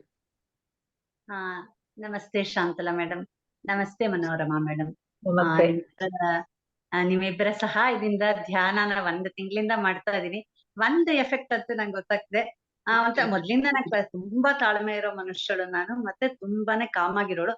ಅದಕ್ಕೂ ಹೆಚ್ಚಾದ ತಾಳ್ಮೆ, ಅದಕ್ಕೂ ಹೆಚ್ಚಾದ calmness I am feeling it. That is the one feeling I am experiencing. ಆಮೇಲೆ ನಂಗೆ ಬಂದು ನಿಮ್ಮ ಇದೆಲ್ಲ ಕೇಳ್ತಿದ್ದಾಗ ಒಂದು ಪೂರ್ಣ ಆತ್ಮ ಅಂತ ಹೇಳ್ತಾ ಇರ್ತೀರಾ ನೀವ್ ಯಾವಾಗ್ಲೂ. ನಮ್ಮ ಪೂರ್ಣಾತ್ಮ ಇದು ಗೊತ್ತಾಗತ್ತೆ, ಅವರು ಕಂಟ್ರೋಲ್ ಮಾಡ್ತಾರೆ. ಈ ಪೂರ್ಣಾತ್ಮ ಅಂದ್ರೆ ಯಾರು, ಅದನ್ನ ಹೇಗೆ ನಾವು ತಿಳ್ಕೊಳ್ಳೋದು ಅನ್ನೋದು ನಂದು ಒಂದು ಪ್ರಶ್ನೆ. ಅದು ಹೇಗ್ ತಿಳ್ಕೊಳ್ಳೋದು? ನನ್ನ ಆತ್ಮವನ್ನ ಸೃಷ್ಟಿ ಮಾಡಿರೋರು ಯಾರು ಅಂತ ಕೇಳಿದ್ರೆ, ಈ ದೇಹಕ್ಕೆ ಹೇಗೆ ತಂದೆ ಇರ್ತಾನೋ ಹಾಗೆ ಆತ್ಮಕ್ಕೊಬ್ಬ ತಂದೆ ಪೂರ್ಣಾತ್ಮ, ದೇಹವನ್ನ ಸೃಷ್ಟಿ ಮಾಡಿರೋನು ಪೂರ್ಣಾತ್ಮ. ಹಾಗಾಗಿ ಹುಣ್ಣಿಮೆ ಧ್ಯಾನದಲ್ಲಿ ನಮಗೂ ಪೂರ್ಣಾತ್ಮನ್ಗೂ ಕನೆಕ್ಟ್ ಮಾಡ್ಕೊಳಕ್ಕೆ ಸಾಧ್ಯ. ಹಾಗಾಗಿ ಅವರ ಗೈಡೆನ್ಸ್, ಅವರ ಮಾನಿಟರಿಂಗ್ ರೆಗ್ಯುಲರ್ ಆಗಿರುತ್ತೆ. ಹಾಗಾಗಿ ನಿಮ್ಮ ಪೂರ್ಣಾತ್ಮ ಯಾರು ಅಂತ ತಿಳ್ಕೊಳ್ಳಿ. ನನ್ನ ಪೂರ್ಣಾತ್ಮ ಶ್ರೀಕೃಷ್ಣ, ನಿಮ್ಮ ಪೂರ್ಣಾತ್ಮ ಯಾರು ಅಂತ ಕೇಳ್ಕೋಬೇಕು. ಕ್ಲಿಯರ್ ಹುಣ್ಣಿಮೆ ದಿನದಲ್ಲಿ ಖಂಡಿತ ಬರುತ್ತೆ. ಶ್ರೀ ಕಾವೇರಿ ಪಿರಮಿಡ್ ಮೈಸೂರಲ್ಲೇ ಬಂದಿದೆ. ಇದಕ್ಕಿಂತ ದೊಡ್ಡ ಅವಕಾಶ ಇಲ್ಲ. ನಿಮ್ಗೆ ಏನ್ ಪ್ರಶ್ನೆ ಇದೆಯೋ ಅದಕ್ಕೆಲ್ಲ ಉತ್ತರ ಪಿರಮಿಡ್ ಅಲ್ಲಿ ಕುತ್ಕೊಂಡು ಧ್ಯಾನ ಮಾಡಿ ಬರುತ್ತೆ. ಒಂದು ಗುಂಪಾಗಿ 4-5 ಜನ ಒಂದು ಪಿಯರ್ ಗ್ರೂಪ್ ಅಂತ ಮಾಡ್ಕೊಂಡು ಹೋಗಿ ಅಲ್ಲಿ ಧ್ಯಾನ ಮಾಡಿ ನಿಮ್ಮ ಪ್ರಶ್ನೆಗಳಿಗೆಲ್ಲ ಉತ್ತರ ತಗೊಂಬಂದ್ ನೀವೇ ನಮ್ಗೆ ಹೇಳ್ತೀರಾ ಆಮೇಲೆ. ಅಂದ್ರೆ ನಮ್ಗೆ ಹುಣ್ಣಿಮೆ ಧ್ಯಾನ ಮತ್ತೆ ಪಿರಮಿಡ್ ಕೆಳಗಡೆ ಧ್ಯಾನ ಮಾಡಿದಾಗ ನಮ್ಗೆ ಸಿಗುತ್ತೆ. ಈಗ ಹೈಯರ್ ಎನರ್ಜಿ ಕನೆಕ್ಟ್ ಆಗೋದ್ರಿಂದ ಇವೆಲ್ಲ ತಿಳಿಯುತ್ತೆ. ಓಕೆ ಓಕೆ ಓಕೆ ಒಂದಿನ ಮುಂಚೆ ಗೊತ್ತಿದ್ರೆ ನಿನ್ನೆ ಅದನ್ನ ಕೇಳ್ಕೊತಿದ್ದೆ. ಏನಿವೆ ನೆಕ್ಸ್ಟ್ ಹುಣ್ಣಿಮೆ ಕೇಳ್ಕೊತೀನಿ. ಹಾಗೇನು ಆಗುತ್ತೆ ಮೇಡಮ್, ಬೇರೆ ಟೈಮಲ್ಲೂ ಆಗುತ್ತೆ. ಅಂದ್ರೆ ಹುಣ್ಣಿಮೆಯಲ್ಲಿ ಜಾಸ್ತಿ ಎನರ್ಜಿಸ್ ಇರೋದ್ರಿಂದ ಬೇಗ ನಿಮಗೆ ರಿಸಲ್ಟ್ ಸಿಗುತ್ತೆ ಅಂತ. ಈಗ ನೀವು ಮಾಡ್ಕೊಂಡು ಕೇಳ್ಕೋಬಹುದು ಮೇಡಮ್. ಯಾವ್ದು ಅರ್ಜೆಂಟ್ ಇಲ್ಲ, ಹೊಸದಾಗಿ ನೀವು ಧ್ಯಾನ ಕನೆಕ್ಟ್ ಆಗಿರೋದ್ರಿಂದ ಹೈಯರ್ ಎನರ್ಜೀಸ್ ಜಾಸ್ತಿ ನಿಮಗ್ ಬರೋದ್ರಿಂದ ಈಸಿಲಿ ಕಾಸ್ಮಾಸ್ಗೆ ಮಾಸ್ಟರ್ಸ್ ಕನೆಕ್ಟ್ ಆಗೋದ್ರಿಂದ ಕ್ಲಾರಿಟಿ ಇರುತ್ತೆ. ಹಾಗಾಗಿ ಅದು ಅದು ಮೋರ್ ಬೆನಿಫಿಷಿಯಲ್ ಅಷ್ಟೇ. ಬಿಟ್ರೆ ನೀವ್ ದಿನ ಮನೆಯಲ್ಲಿ ಧ್ಯಾನ ಮಾಡುವಾಗ್ಲೂ ಕೇಳ್ಕೋಬಹುದು, ಅದ ಕೇಳ್ಕೋಬಾರ್ದು ಅಂತೇನಿಲ್ಲ.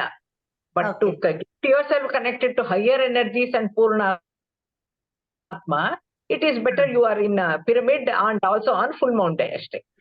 Okay okay, thank you. ಅದನ್ನ ಪ್ರಯತ್ನ ಮಾಡ್ತೀನಿ. ಮತ್ತೆ ಈಗ ನಾನು ಎಷ್ಟೊಂದ್ ಜನಗಳನ್ನ ನೋಡ್ತೀನಿ, ಅವ್ರು ಪಿರಮಿಡ್ ತರ ತಲೆ ಮೇಲೆ ಹಾಕೊಂಡ್ ಮಾಡ್ತಾರೆ ಅಲ್ಲೇ.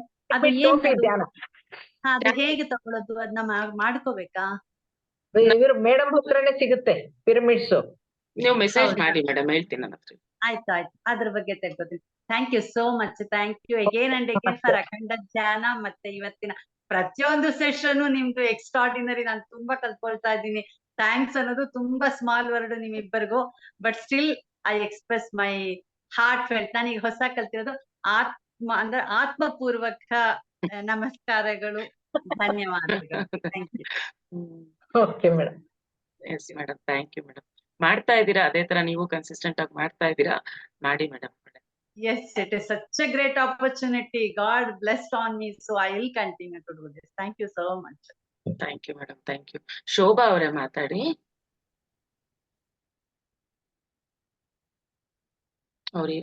ಮಾತಾಡಿ ಮೇಡಮ್. ನಮಸ್ತೆ ಮೇಡಮ್.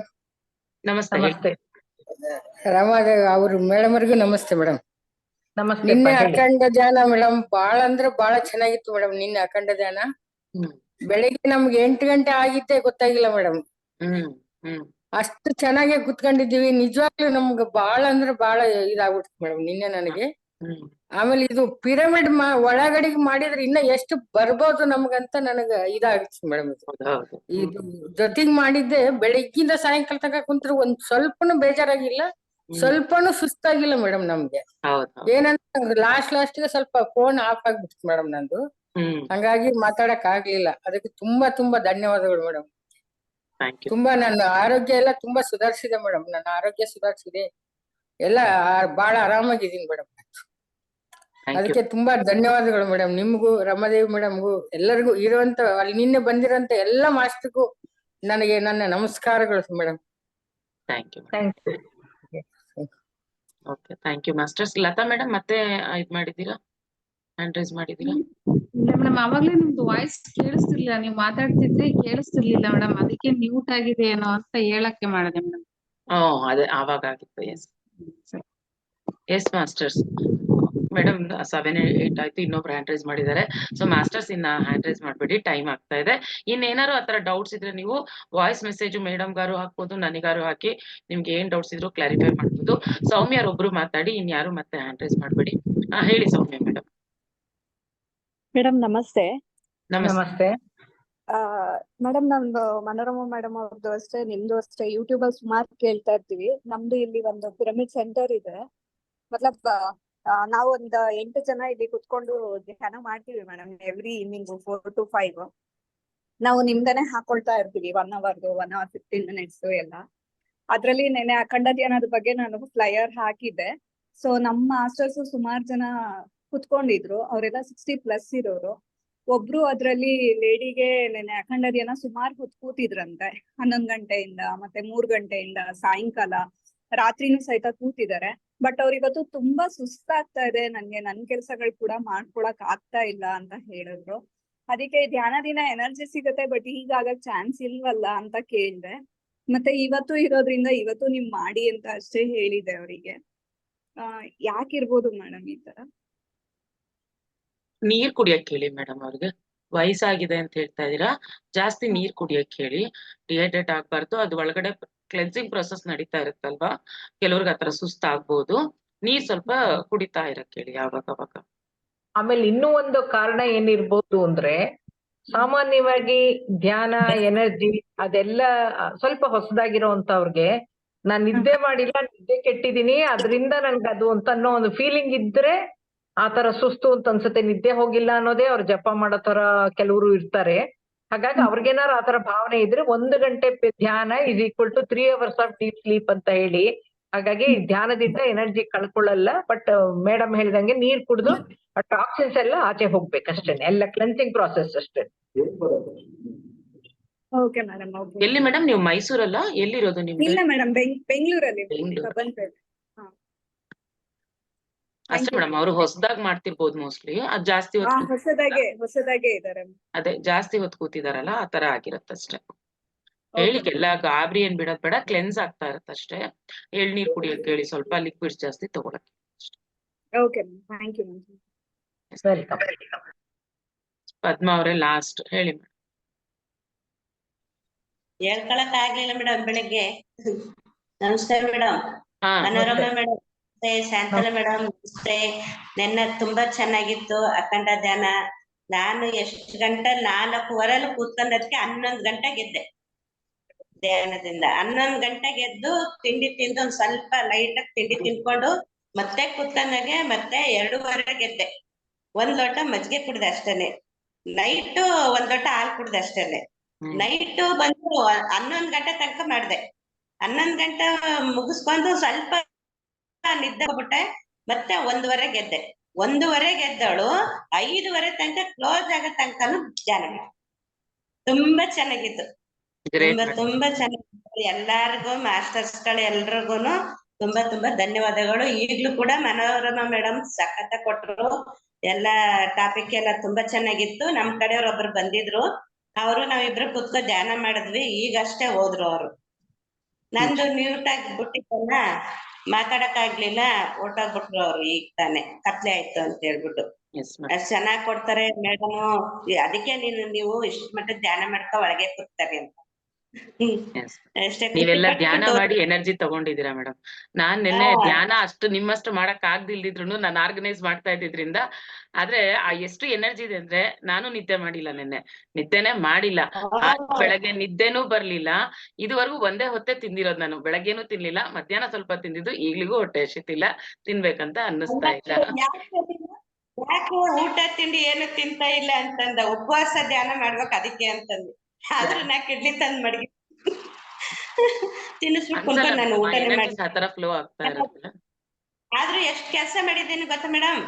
ಅಷ್ಟು ಕೆಲಸ ಮಾಡಿದ್ದೀನಿ, ಅಷ್ಟೇ ಧ್ಯಾನ ಮಾಡಿದ್ದೀನಿ, ಅಷ್ಟೇ ಕೆಲಸ ಮಾಡಿದ್ದೀನಿ, ಅಷ್ಟೇ ಆಕ್ಟಿವ್ ಆಗಿ ಇದ್ದೀನಿ. ತುಂಬಾ ಚೆನ್ನಾಗ್ ಕೊಟ್ರಿ ಮನೋರಮಾ ಮೇಡಮ್. ತುಂಬಾ ಧನ್ಯವಾದಗಳು ಮೇಡಮ್. ನಮಸ್ತೆ. Thank you masters. ಮತ್ತೊಮ್ಮೆ ಮೇಡಮ್ಗೆ thank you madam, thank you. ನಮ್ಮ ಈ ವೇದಿಕೆಗೆ ಬಂದು ಸಾಕಷ್ಟು ನಿಮ್ಮ ಜ್ಞಾನವನ್ನ ಹಂಚ್ತಾ ಇದ್ದೀರಾ. ಇದೇ ತರ ಮುಂದುವರಿಸಿ ಅಂತ ಕೇಳ್ಕೊಂತ ಇವತ್ತಿನ ಸೆಷನ್ ಎಂಡ್ ಮಾಡೋಣ masters. Thank you masters, thank you. ಮತ್ತೆ ನಾನು ಸದ್ಯದಲ್ಲೇ ಮಾರ್ನಿಂಗ್ 2 hours ಮೆಡಿಟೇಷನ್ ಅನೌನ್ಸ್ ಮಾಡ್ತೀನಿ. ಎಲ್ಲ ಸೇರಿ 11 days 2 hours ಮೆಡಿಟೇಷನ್ ಮಾಡೋಣ. Thank you masters, thank you madam, thank you. Let us end the session, masters.